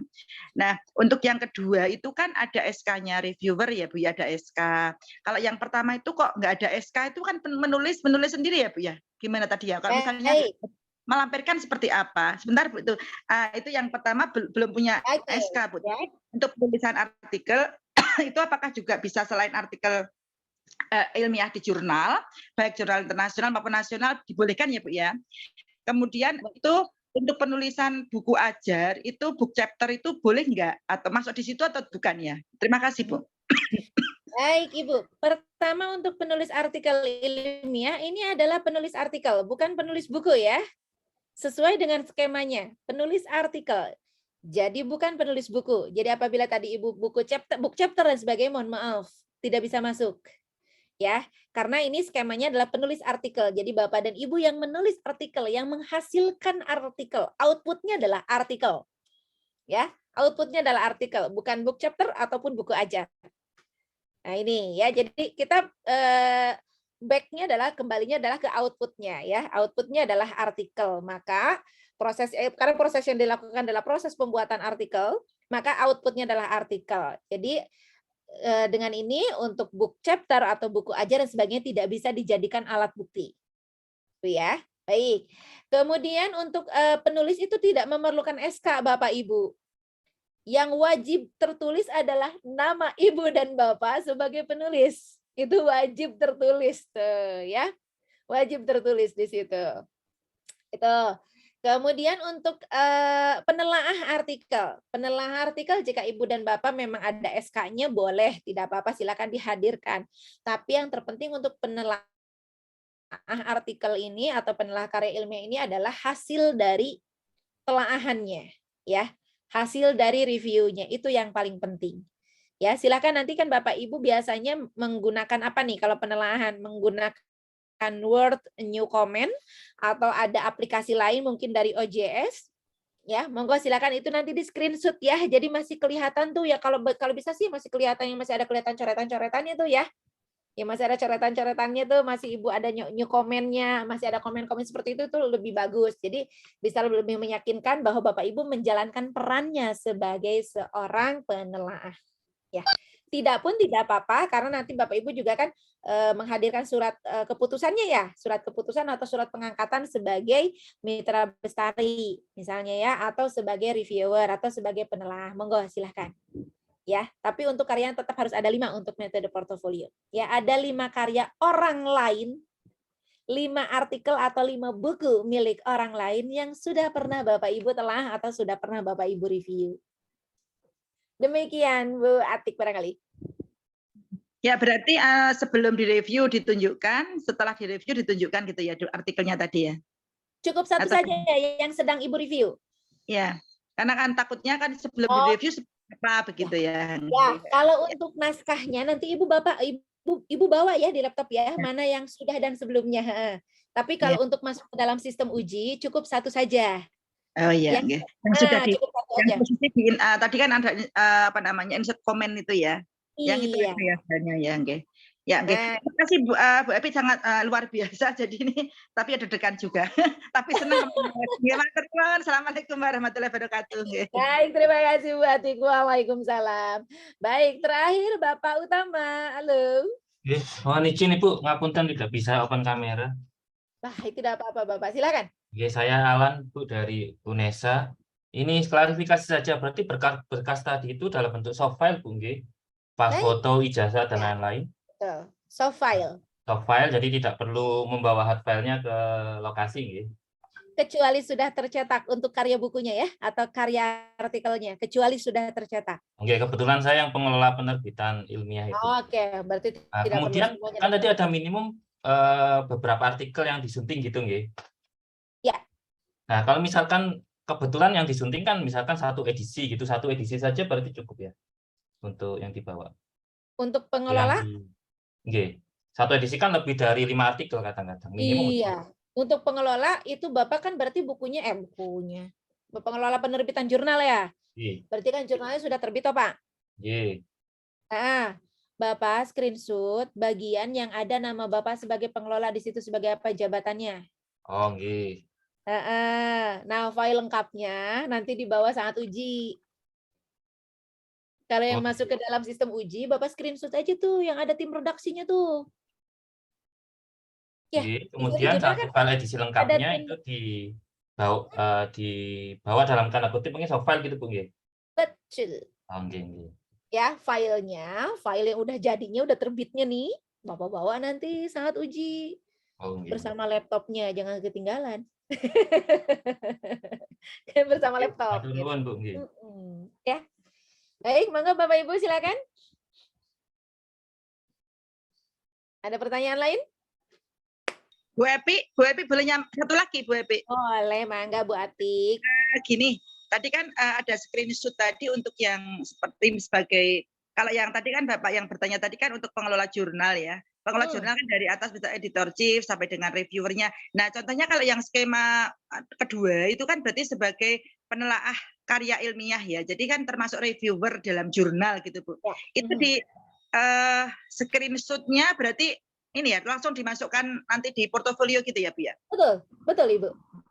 Ya, nanti langsung di Bapak Ibu setelah di screenshot bagian tersebut nanti kita akan upload di dalam sistem digital. Oke. Nanti Ya, oke. Kita langsung nanti akan simulasi ya. Ya, terima kasih Bu. Siap. Oke, sebentar. Oke, jika pertanyaan tidak ada, sambil berjalan, mungkin nanti ada pertanyaan baru. Ya, silakan untuk tautan pendaftaran ya, tautan sistem digitalnya sudah saya bagikan di dalam chat Zoom. Ibu Mutia, mangga.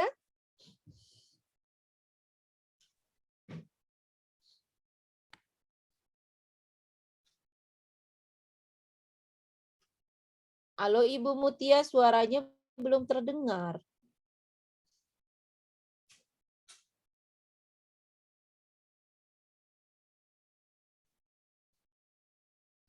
Suaranya masih belum ada ya di saya? Di Bapak Ibu yang lain apakah ada? Belum. Belum ada ya Bu ya? Sepertinya ada sedikit gangguan, mungkin Ibu Mutia bisa menuliskan pertanyaannya di ruang chat. Ya, suara Ibu tidak sampai kepada saya. Baik, nanti mungkin bisa dituliskan di ruang chat saja. Salah nanti saya respon ya Ibu Bapak. Baik, Ibu Bapak sambil menunggu itu berjalan, mari ya. Ibu Zain mana? Boleh bertanya Bu Evi?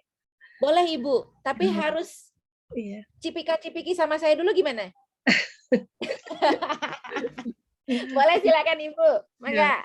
Mohon maaf nih kalau saya kurang teliti tadi mendengar paparan Ibu.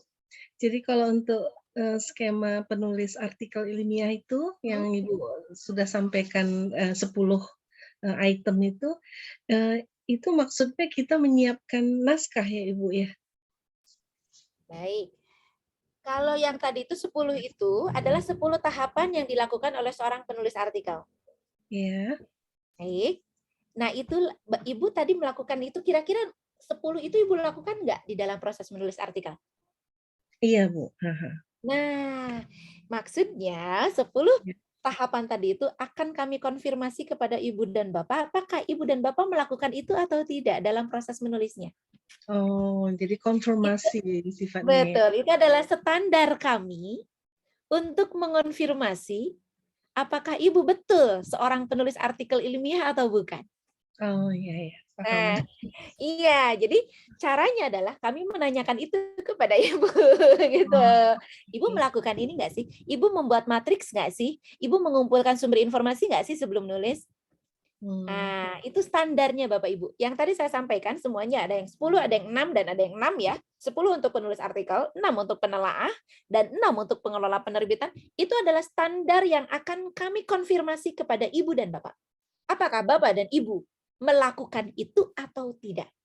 Jika Ibu dan Bapak melakukan ke-10 itu, saya pastikan rekomendasi asesor tidak perlu diragukan, kompeten. Demikian. Yeah. Tapi apabila ada satu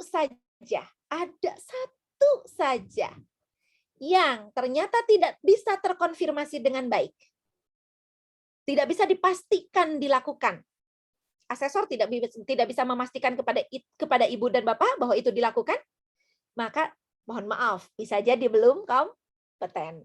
Nah, jadi Bapak Ibu, insya Allah selama Bapak Ibu melakukan proses itu, saya pastikan Bapak Ibu akan berakhir dengan rekomendasi kompeten. Terima kasih Bu Evi. Iya, baik Ibu Mutia. Oke. Oh Pak, ya ini dia Bu Mutia. Mau tanya tadi, untuk uji sertifikasi yang penulis artikel ilmiah, persyaratannya selain pas foto, CV, KTP, 5 artikel, dan ada satu syarat yang saya agak bingung untuk surat keterangan. Kalau pengelola artikel ilmiah menggunakan SK, atau kalau penulis, baik. Untuk penulis artikel ilmiah tidak memerlukan surat keterangan ya Ibu. Kenapa? Karena nama Ibu dan Bapak sudah pasti tercantum di situ.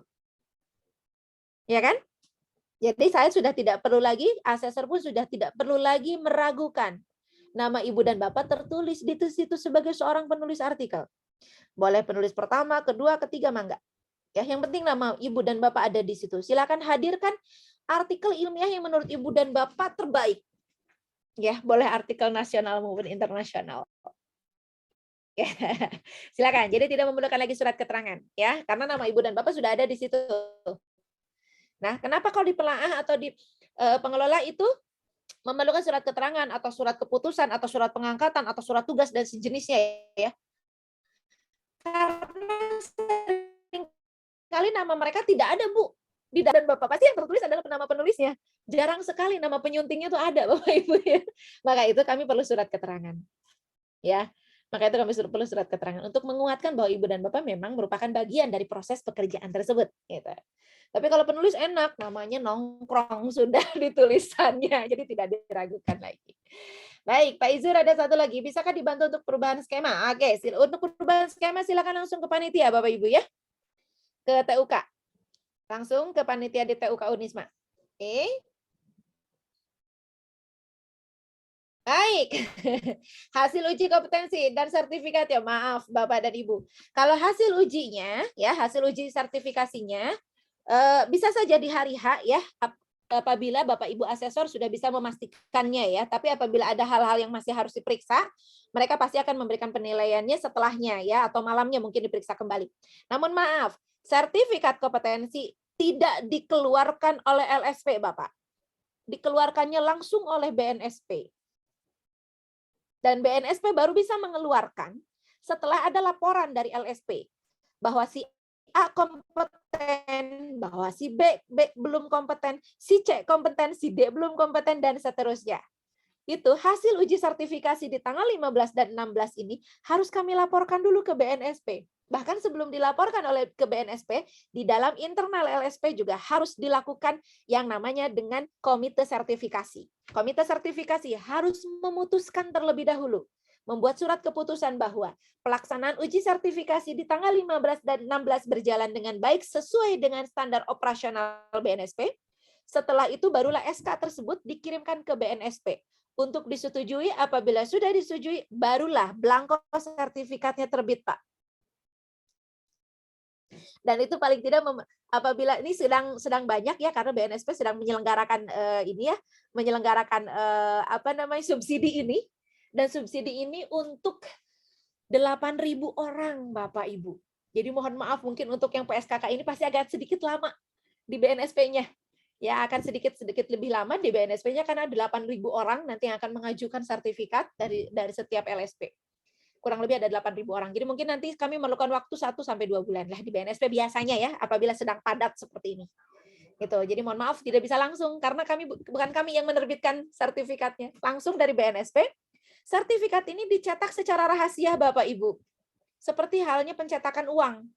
Jadi dicetaknya di percetakan Peruri, percetakan uang Republik Indonesia. Jadi tidak sembarang Pak dicetaknya ya. Baik. Ibu Rofiko, memungkinkankah 2 skema? Baik, Ibu dan Bapak, sekali lagi kami sampaikan bahwa untuk kegiatan uji yang sekarang ini adalah kegiatan uji yang disubsidi oleh pemerintah. Mohon maaf, untuk yang masing-masing orang hanya bisa mengikuti 1 skema dengan subsidi. 1 skema dengan subsidi. Bapak Ibu bolehkah ikut 2 skema, 3 skema? boleh, tapi sisanya berbayar reguler. Ya. Jadi yang disubsidi hanya satu. Yang lainnya mohon maaf berbiaya reguler ya, sesuai dengan harga per skemanya. Kenapa? Untuk pemerataan Bapak Ibu. Kegiatan ini program nasional, jadi semuanya harus kebagian. Ya, semuanya harus kebagian. Alhamdulillah untuk LSP penerbitan sendiri pun juga kami kemarin bisa membagi sampai ke Banjarmasin ya, alhamdulillah gitu. Jadi ini semuanya harus bisa terakomodir. Ya, jadi masing-masing silahkan untuk yang bersubsidi hanya boleh satu, sementara mau mengambil 2 skema, maka skema kedua atau skema ketiganya itu berbayar reguler ya Bapak Ibu. Mohon maaf. Demikian. Boleh ya Bu Fikoh ya. Ibu Dintia, izin pertama jika seandainya pada saat uji sertifikasi tidak kompeten, apakah ada proses uji ulang saat itu atau harus mendaftar lagi untuk waktu berikutnya? Baik. Bapak dan Ibu, proses, mohon maaf Ibu Dintia, saya koreksi dulu, bukan tidak kompeten, tapi belum kompeten ya. Dan benar sekali boleh mengikuti uji sertifikasi kembali. Tapi proses ini begini, Ibu,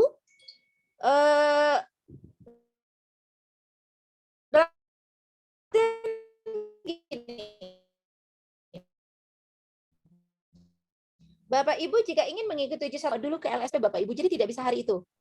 Ya, tidak bisa hari itu dilaksanakan untuk uji ulangnya. Kenapa? Karena hasil yang hari itu harus di SK-kan dulu. Harus dirapatkan dulu di komite sertifikasi oleh internal LSP. Jadi Ibu mungkin nanti silahkan menyusul atau mengikuti dengan secara daring. Gitu, tidak bisa di hari itu. Ya. Itu kemudian oke, apakah full 2 hari? Setahu saya tidak, sesuai dengan jadwal yang sudah ditetapkan dari Unisma. Ya, dari TUK Unisma saya persilahkan kepada TUK siapa dan yang tanggal 16 siapa. Monggo silahkan dengan Bapak Ibu di TUK Unisma. Baik. Untuk jadwal kegiatannya Pak Utama silahkan dengan Unisma ya Pak, dengan TUK. Karena sebagai penyelenggara lebih hafal barangkali untuk urutan kegiatannya ya, rundown kegiatannya. Oke. Perubahan skema silahkan. Nah baik, saya kira sudah tidak ada pertanyaan di ruang chat. Saya izin untuk kita mulai mendaftar ya. Bagi Bapak dan Ibu yang sudah siap untuk, saya belum tahu apakah jadwalnya sudah siap semua atau belum. Siap Bu, monggo. Baik, siap. Sebentar saya cek dulu.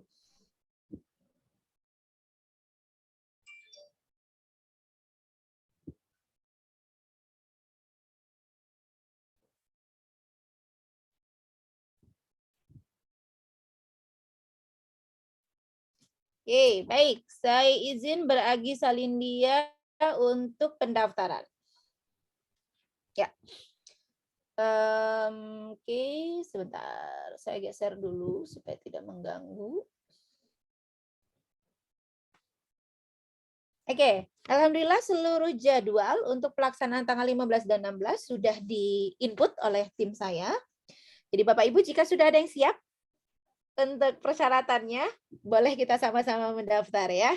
Tapi apabila belum siap, berarti nanti pada tahap tertentu, Bapak Ibu nanti kita ada tahapan membuat akun ya, apabila belum siap. Baik, sudah Bapak Ibu akses? Nah, untuk lamannya ya, tautan lamannya, silakan untuk diakses, boleh menggunakan browser Chrome atau Mozilla atau Internet Explorer atau juga dengan Safari ya. Kadang suka ada kendala, saya nggak bisa akses Mbak Epi. Biasanya browsernya belum update ya, ataupun misalnya bisa akses tapi kotaknya itu kepotong, cuma sepotong munculnya. Nah biasanya itu browsernya belum update ya. Jadi Bapak Ibu silakan untuk mengupdate browsernya ya. Jadi mesin pencarinya diupdate menjadi yang terbaru sehingga bisa mengangkat sistem uji kami. Ya, insya Allah nggak terlalu berat kok. Ya. Nah untuk mendaftar Bapak Ibu belum memerlukan user ID untuk login ya. Tidak perlu dulu. Jadi Bapak Ibu silakan klik ini loh Bapak Ibu nih. Uji sertifikasi ya, yang ada tanda panahnya checklist, ada tanda panah, ada tanda checklistnya. Nah kita klik ini ya Bapak Ibu ya. Ketika klik ini, nanti akan muncul pilihan skemanya. Ya, akan ada muncul pilihan skemanya. Nah, kita skema kan baru 3 ya sekarang yang diluncurkan, yang mendapatkan sebenarnya karena cuma 3 ini Bapak Ibu yang mendapatkan bantuan gitu. Jadi 3 ini yang kami turunkan gitu ya. Untuk yang skema yang lainnya belum kami turunkan karena belum mendapatkan izin untuk penurunannya ya.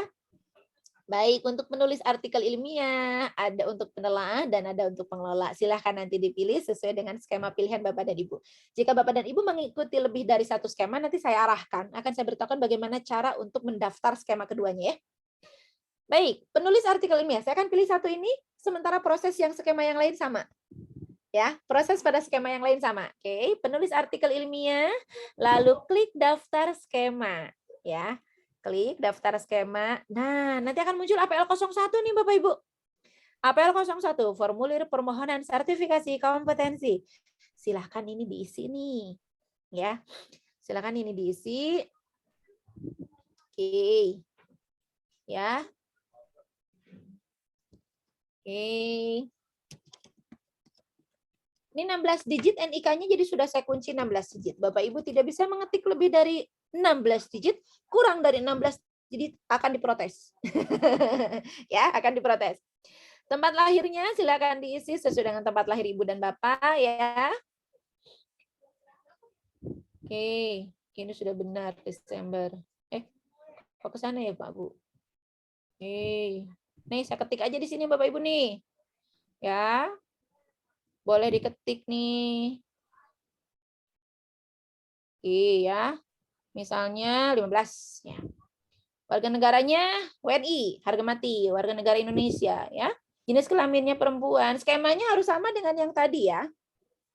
Ya, untuk pendaftarnya, untuk pendaftar yang mendapatkan subsidi itu umum PSKK. Sementara untuk pendaftar yang reguler umum saja. Ya, umum saja. Oke. Alamatnya alamat tinggal Bapak dan Ibu. Silakan diisi sesuai dengan domisilinya. Provinsinya di mana? Silakan diisi. Oke. Kotanya di manakah Bapak dan Ibu berada? Oh. Lalu kode posnya. Nomor HP-nya cukup 1 saja Bapak Ibu ya. Oke. Lalu emailnya juga cukup 1 saja.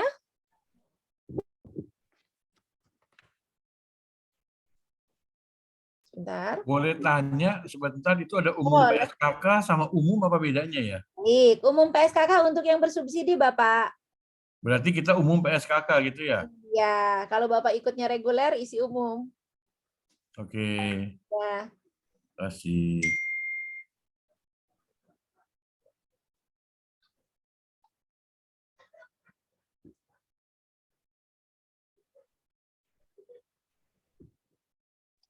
Bu, ngapunten Bu, yang umum PSKK itu tadi apa Bu? Ini azan ya?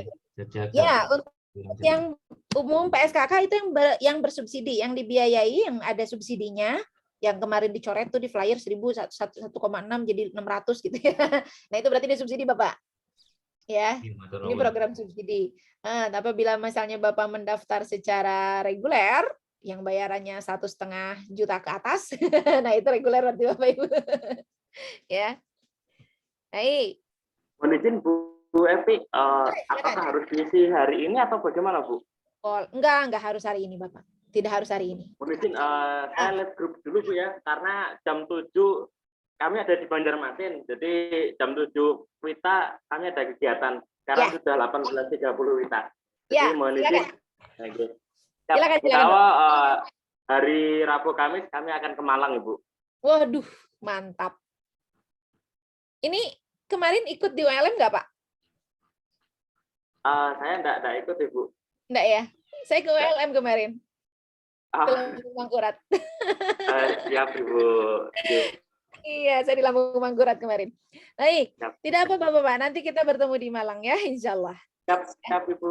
Siap, terima kasih Bu. Assalamualaikum. Waalaikumsalam. Baik, untuk pekerjaan Bapak Ibu silakan diisi ya.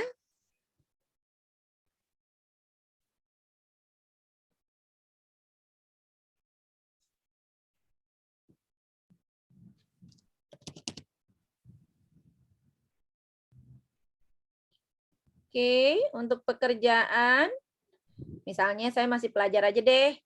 Ini nama perguruan adalah nama perguruan tinggi dan sekolah ibu dan bapak ya.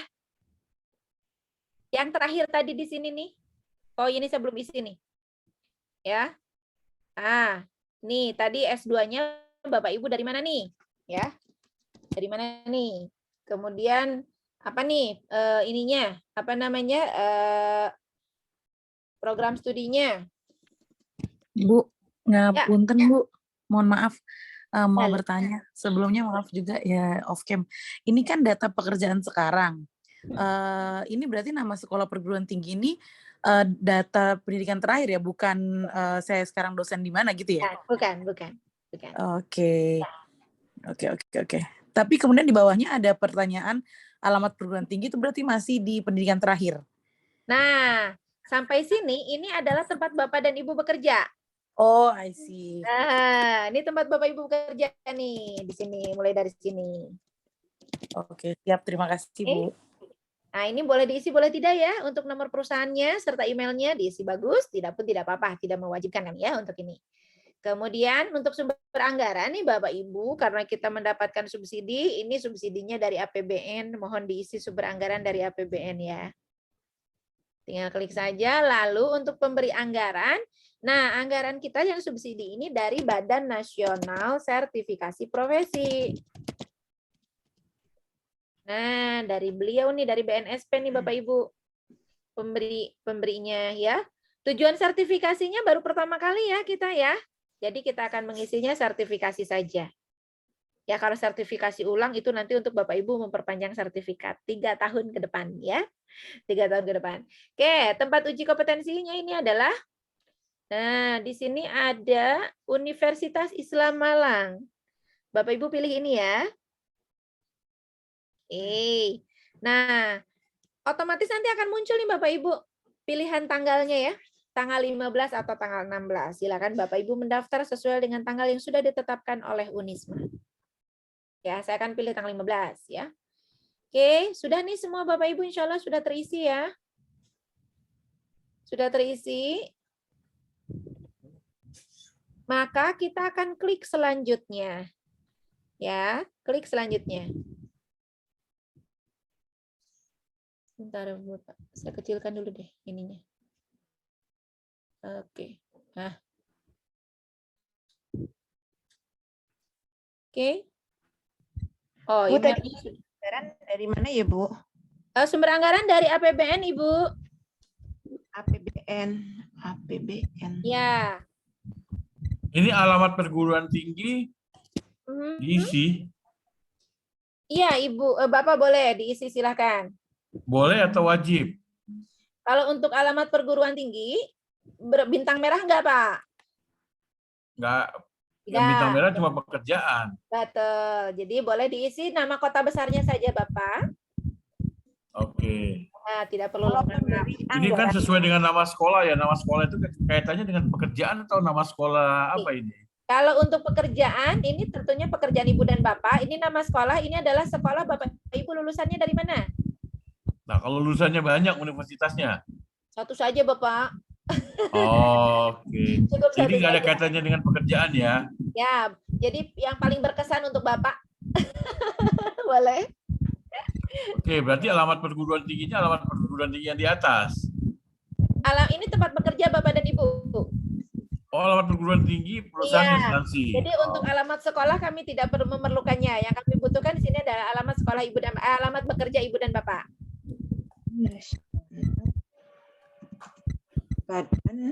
Badan. Nomor telepon, email nggak perlu diisi juga ya? Sudah Kalau wajib untuk ya? ini nomor telepon perusahaannya tidak perlu. Boleh tanya? Jadi itu yang tanggal saya kan sertifikasi yang penulis artikel ilmiah itu harus satu skema saja, itu harus mengikuti tanggal 15 dan 16-nya atau salah satu hari saja ujiannya itu diadakan? Oke, ujian ada 2 hari Bapak, tanggal 15 dengan tanggal 16. Silakan Jadi dua-duanya diatur wajib dengan, ya? 15 dan 16 silakan diatur dengan TUK ya Pak ya? Oh baik. Ya, kita memilihnya 15 atau 16 ya. Nah, silakan dengan TUK ya Pak. TUK-nya Ada info nggak? TUK-nya nggak ada infonya nih. Gimana dong? Oke, baik. Nanti mungkin dari Pak Hayat nanti akan memberikan informasi ya Pak ya. Berarti kita nggak bisa isi dulu kalau gitu. Oh ya, kalau misalnya belum pasti tanggalnya, saya kira lebih baik menunggu setelah tanggalnya ditetapkan Pak. Iya, berarti selanjutnya nggak bisa diklik ya karena belum Insya tahu. Allah hari ini jadwal akan kami share Bapak Ibu. Nah, Berarti nanti setelah di-share kita jawab ya. baik. Mohon maaf Pak Hayat, Rina, staf saya mau masuk Pak, mohon izin di admit. Ibu, mohon maaf, sumber anggaran tadi apa ya? APBN Ibu sayang. Terus pemberi anggaran tadi? Badan Nasional Sertifikasi Profesi.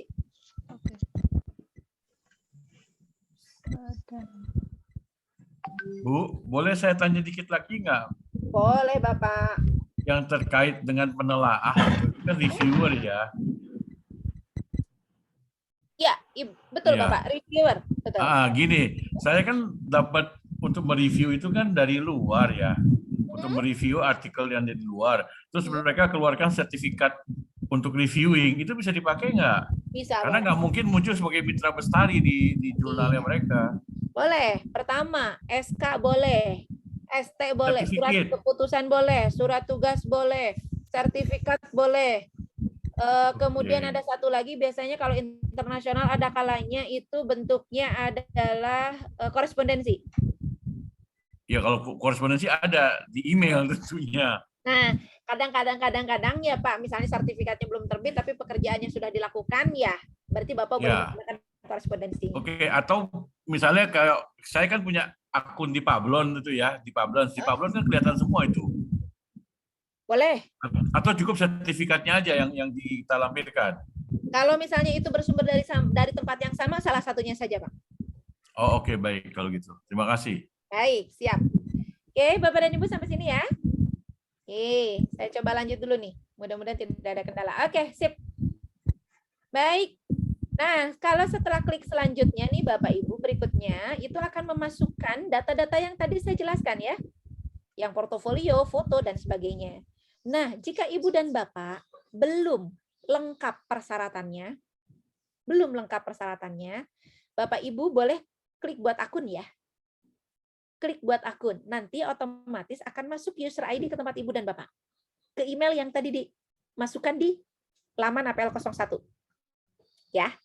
Akan masuk ke situ. Oke. Nah, kita akan coba untuk menginput seluruh data ya. Dengan, kalau saya mohon maaf mungkin nanti datanya tidak terlalu tepat ya Bapak Ibu, untuk supaya tidak terlalu berat dan tidak terlalu lama sistemnya bergerak. Nah, ini di awal ini ada 10 unit kompetensi tadi Bapak Ibu ya, untuk yang artikel ilmiah. Sementara nanti untuk penelaah ada 6 dan pengelola juga ada 6. Di sini akan muncul ya. Untuk mengingatkan kembali Ibu dan Bapak bahwa inilah nanti yang akan dikonfirmasi kepada Ibu dan Bapak. Ya. Baik, kita akan isi untuk foto. Oke, saya coba isi foto saya. Oke, lalu KTP atau SIM. Sudah menjelang maghrib. Baik, oke. KTP. Oke, di sini saya sedikit acak saja Bapak Ibu ya. Untuk daftar riwayat hidup juga saya akan acak saja. Oh, file terlalu besar katanya. Hanya 2 MB Bapak Ibu ya. Jadi saya di sini akan acak aja dulu ya supaya tidak terkena spam nih dari sini ya.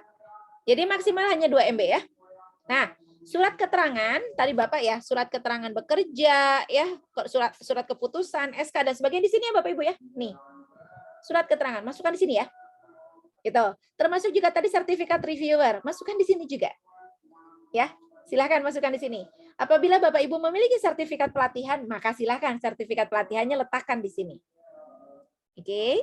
Nah, jika tidak ada, tidak apa-apa, tidak usah. Ya. Tapi kalau untuk surat keterangan tadi untuk penelaah sama pengelola penerbitan ini harus ada ya. Ya, harus ada ya.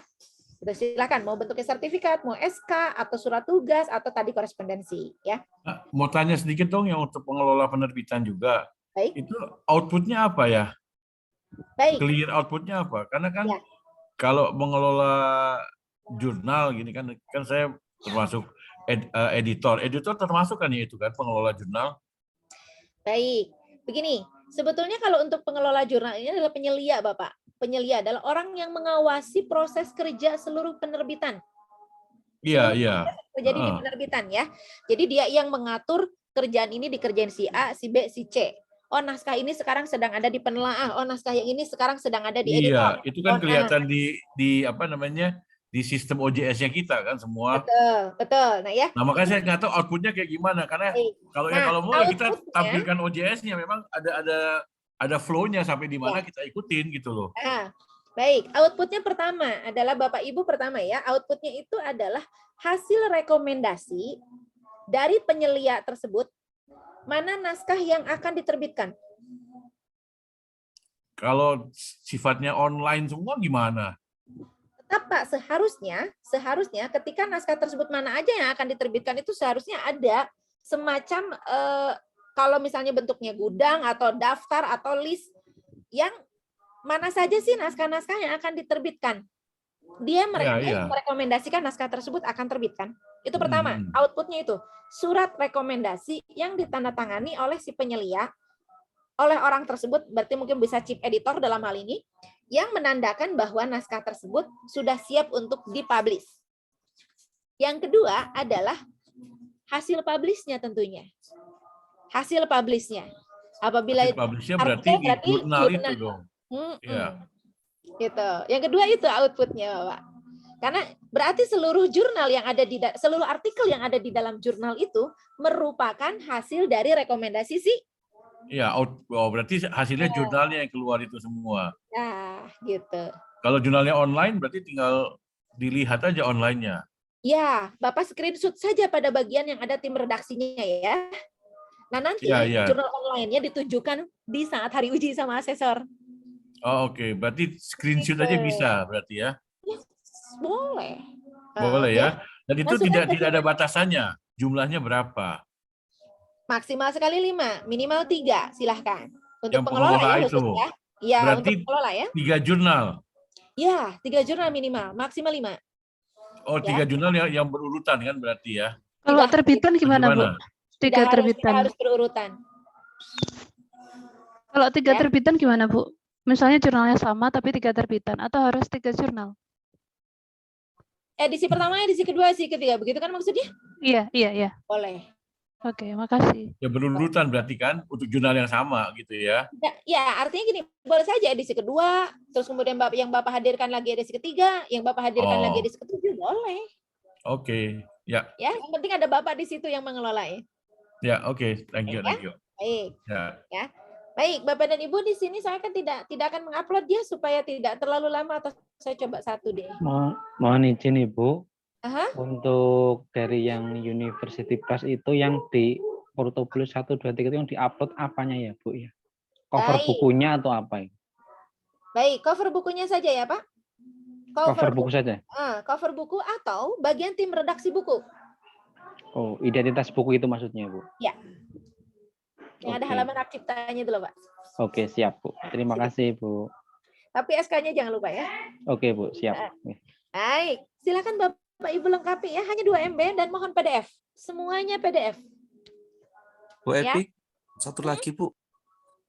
Kalau kita ini kan di manajemen jurnalnya itu kan user sama akunnya itu kan atas nama satu nih, sekretaris atau di kita itu namanya adalah editor in chief 1. Jadi tidak mengatasnamakan satu umpamanya Izur atau siapa itu bukan, tapi editor in chief 1, editor in chief 2 dan sebagainya. Nah, berarti kan yang muncul di beranda di desktop kita itu di jurnal itu adalah editor in chief 1. Begitu. Nah, apakah cukup dengan surat tugas atau SK saja Bu untuk istilahnya di SKK itu dan juga di portofolionya yang kita upload? Maksudnya kalau untuk di pengelola penerbitan ya Pak ya? Ya, di pengelolanya. Di pengelolanya ya. SK-nya saja berarti Pak. Oh, oke Bu, siap Bu. Terima kasih Bu Epi. SK-nya wajib. Kalau SK karena berarti kan di tempat lain nama Bapak otomatis nggak bisa muncul ya, nggak kelihatan namanya. Iya Bu, betul sekali. Terima kasih. SK-nya aja cukup Bu. Ya? SK-nya aja cukup. SK Kalau nama pengangkatan Bapak sebagai tidak suka editor. ini muncul, berarti kekuatan kami hanya di SK. Iya, ada SK-nya kan mengenai pengangkatan Ya, sebagai editor. makanya SK ini kami wajibkan sekali. Oh, berarti nggak perlu pakai screenshot macam-macam, SK aja Boleh, cukup. kalaupun misalnya mau menguatkan boleh Pak. Oh, oke. Daripada Tapi yang nanti- wajib berarti SK-nya ya kalau gitu Itu ya. paling wajib, nggak bisa ditolak lagi itu. Ya, Ya, terima kasih. harus ada, silahkan. Ya. Ya. Dan tidak perlu di satu jurnal saja. Bapak Ibu memiliki, misalnya mengelola mengelola penerbitan ilmiahnya lebih dari satu tempat boleh, silahkan. Oke, baik. Nah, berarti yang 3-nya apa tadi kewajiban untuk 3 itu? Boleh, silakan Bapak hadirkan yang tadi screenshot itu tadi. Oke, 3 itu untuk screenshot ya. Tapi yang lebih wajib adalah sebenarnya kalau ada SK-nya. Iya, Baik, SK itu terima kasih. wajib. Karena pengelola penerbitan tuh namanya sering nggak muncul masalahnya. Oh, Makanya- oke. Iya, SK ini paling wajib udah. Ya. Baik. Baik. Nah, baik kalau sudah Bapak Ibu diisi, kalau misalnya Bapak Ibu ini belum lengkap ya, belum lengkap, silakan klik buat akun ya Bapak Ibu. Ya, jangan di-cancel, buat akun saja. Ya, nanti bisa dilanjutkan kembali. Bapak Ibu login, nanti akan mulai lagi dari APL 01, lengkapi APL 01-nya, lalu klik selanjutnya nanti akan masuk lagi ke sini. Ya, akan masuk lagi ke sini. Gitu. Buat akun ini hanya ada di yang kedua berarti ya. Yang Hanya pertama ada di nggak APL ada. 0. Ya, hanya di tahap kedua sini, Pak. Ya. Karena Tapi kalau pemilihan nanti yang di tanggal 15, tanggal 16 kita belum tahu tuh. Berarti Nah. nanti masih bisa diperbaiki ya. bisa diperbaiki nanti Bapak ketika login, Bapak ganti tanggal ya. Oh, oke. Nah, Baik. ketika di sini kan ini kan ada ini kan? Nih. Ya kan? Tuh. Ya. Nih. Iya, betul. Kan kita belum tahu 15 atau 16 toh. Sip. Kelas ya? Oh, Oke. oke. Buat akun berarti ya. Yap, Baik, buat baik. akun ya. Kalau yang belum lengkap silakan buat akun. Ya. Jangan selanjutnya. Kalau saya akan coba selanjutnya karena harus selesai. Ya. Baik, kita klik selanjutnya. Nah, di sini Bapak Ibu ada APL 02. Ya, APL 02. Nah, Bapak Ibu untuk APL 02 ini adalah penilaian terhadap diri pribadi Bapak dan Ibu. Jadi Bapak Ibu harus yakin Bapak Ibu kompeten ya. Harus yakin, nggak boleh merasa tidak yakin saya belum kompeten. Maka karena Bapak Ibu wajib yakin, wajib fardu ain, Pak. Bu. Karena fardu ain, maka saya paksa Bapak Ibu klik aja langsung dari atas ini ya. Klik kompeten semuanya.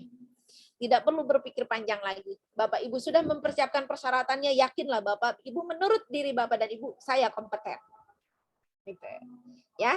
Sementara untuk bukti pendukung ini adalah seluruh dokumen yang Bapak Ibu input tadi di laman sebelumnya ya.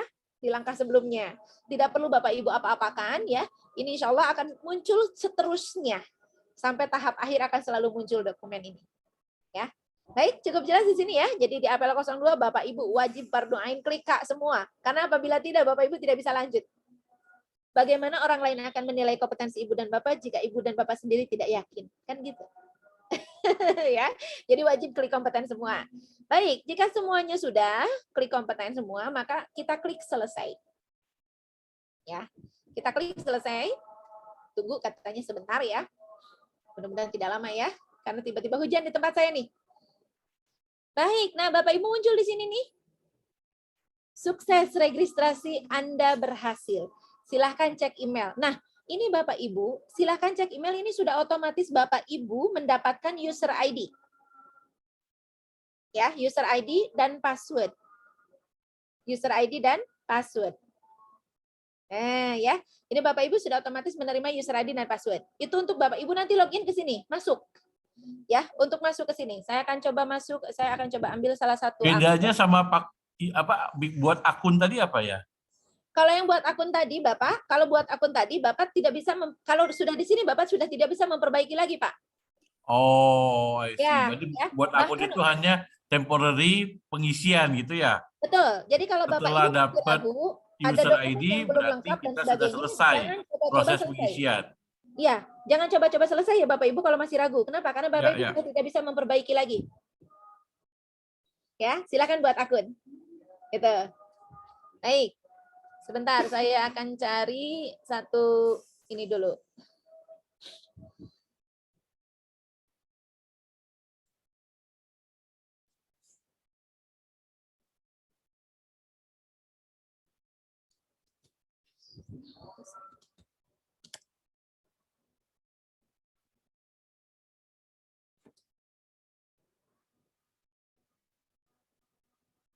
Sebentar, saya turunkan dulu dashboard-nya. Nggak kelihatan.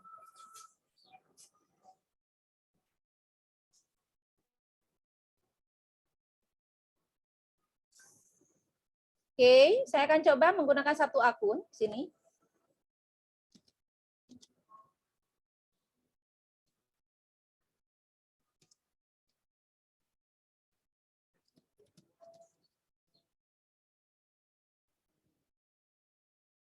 Baik, nah nanti Bapak Ibu setelah Bapak Ibu login yang akan Bapak Ibu ketika sudah login ini ya dashboard Bapak dan Ibu, ini dashboard ya, ini dashboard Ibu dan Bapak.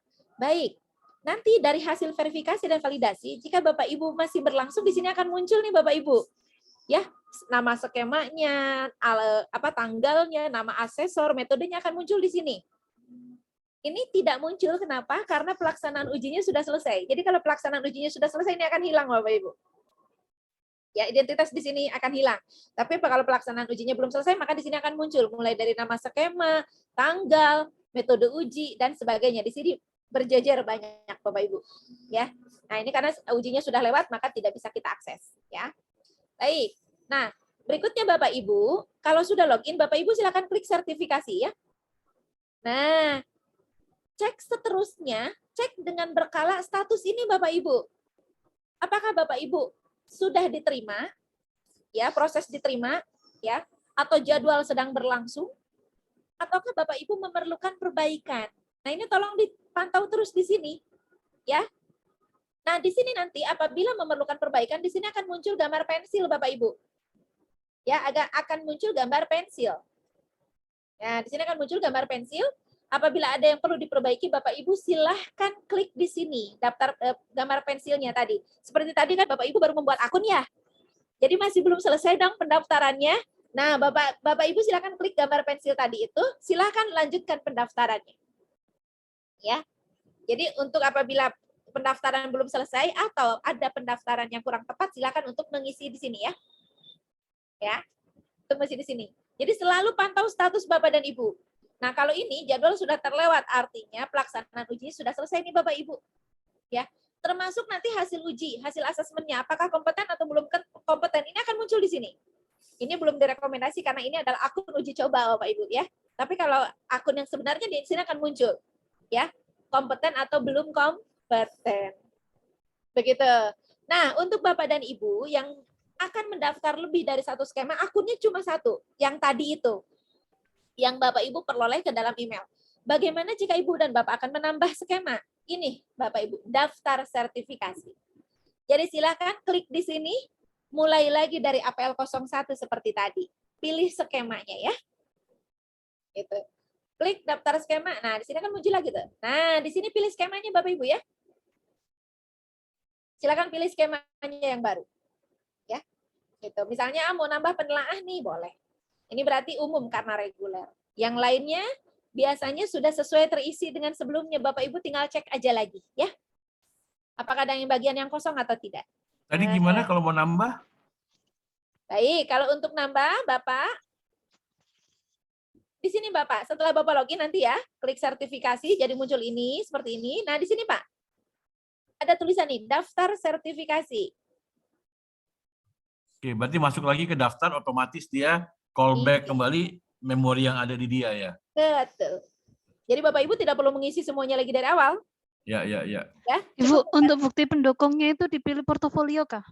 Oh enggak ada Ibu. Yang menentukan portofolio atau uji kompetensi itu asesor. Oh, berarti dibuat default aja ya? Ya, semua pokoknya makanya Ibu kalau misalnya mau portofolio, rencananya direncanakan mau portofolio, lengkapi semuanya, 5 masuk semua sekaligus. Oke. Terima kasih.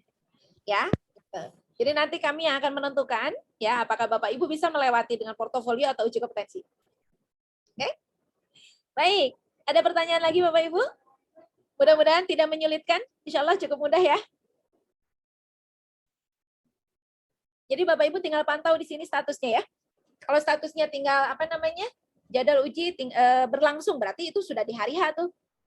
Nah, yang terpenting yang ingin saya sampaikan kepada Ibu dan Bapak adalah ini Bapak Ibu, di dashboard sini ya di hari uji di tanggal 15 dan 16, apabila yang melewati metodenya dengan metode uji kompetensi, itu akan muncul yang namanya perangkat asesmen. Nah, perangkat asesmen ini Bapak Ibu akan berwarna biru. Tolong jangan diklik sebelum di depan asesor, ya. Tolong jangan diklik sebelum di depan asesor. Kenapa? Karena ketika Bapak Ibu klik, otomatis waktunya berjalan. Ketika Bapak Ibu sudah mengerjakan tanpa persetujuan asesor, meskipun itu masuk ke dalam asesor, ya, hasil ujinya masuk ke dalam asesor, tidak akan diakui. Ya, jadi mohon jangan diklik. Sekali diklik, Bapak Ibu tidak bisa mengulangnya lagi masalahnya. Hanya bisa satu kali klik saja. Ya, jadi mohon bersabar, dikliknya nanti setelah ada instruksi dari asesor. Baik, cukup jelas Bapak Ibu? Oke, baik. Saya kira itu Bapak dan Ibu. Mudah-mudahan cukup. Ya, terima kasih banyak, Bu. Pertanyaan lain? Bu Epi, mohon izin bertanya. Ini Silakan. katakan rangkaian tadi diisi ketika di Unisma, apakah oke? Mohon izin tadi agak ketinggalan. Apa Bu?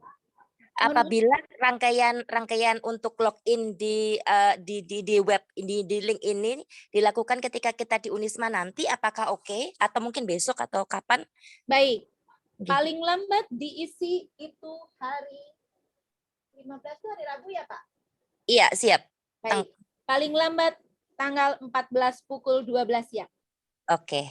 Oke, siap Ibu. Karena kami harus memverifikasi dan memvalidasinya Bapak Ibu, dan kami butuh waktu. Mohon diberikan waktu untuk kami melakukan verifikasi dan validasi. Oke, siap. Itu yang kami butuhkan kapannya itu. Kali ini Selasa barusan pukul tahu 12 aja. ya. Iya, siap. Terima kasih Bu Epi, cukup jelas sekali. Oke. Baik, saya kira demikian Bapak dan Ibu. Cukup ya. Mudah-mudahan jika ada pertanyaan lain, kita ada grup. Ya, kalau tidak salah ada grup ya Pak Hayat.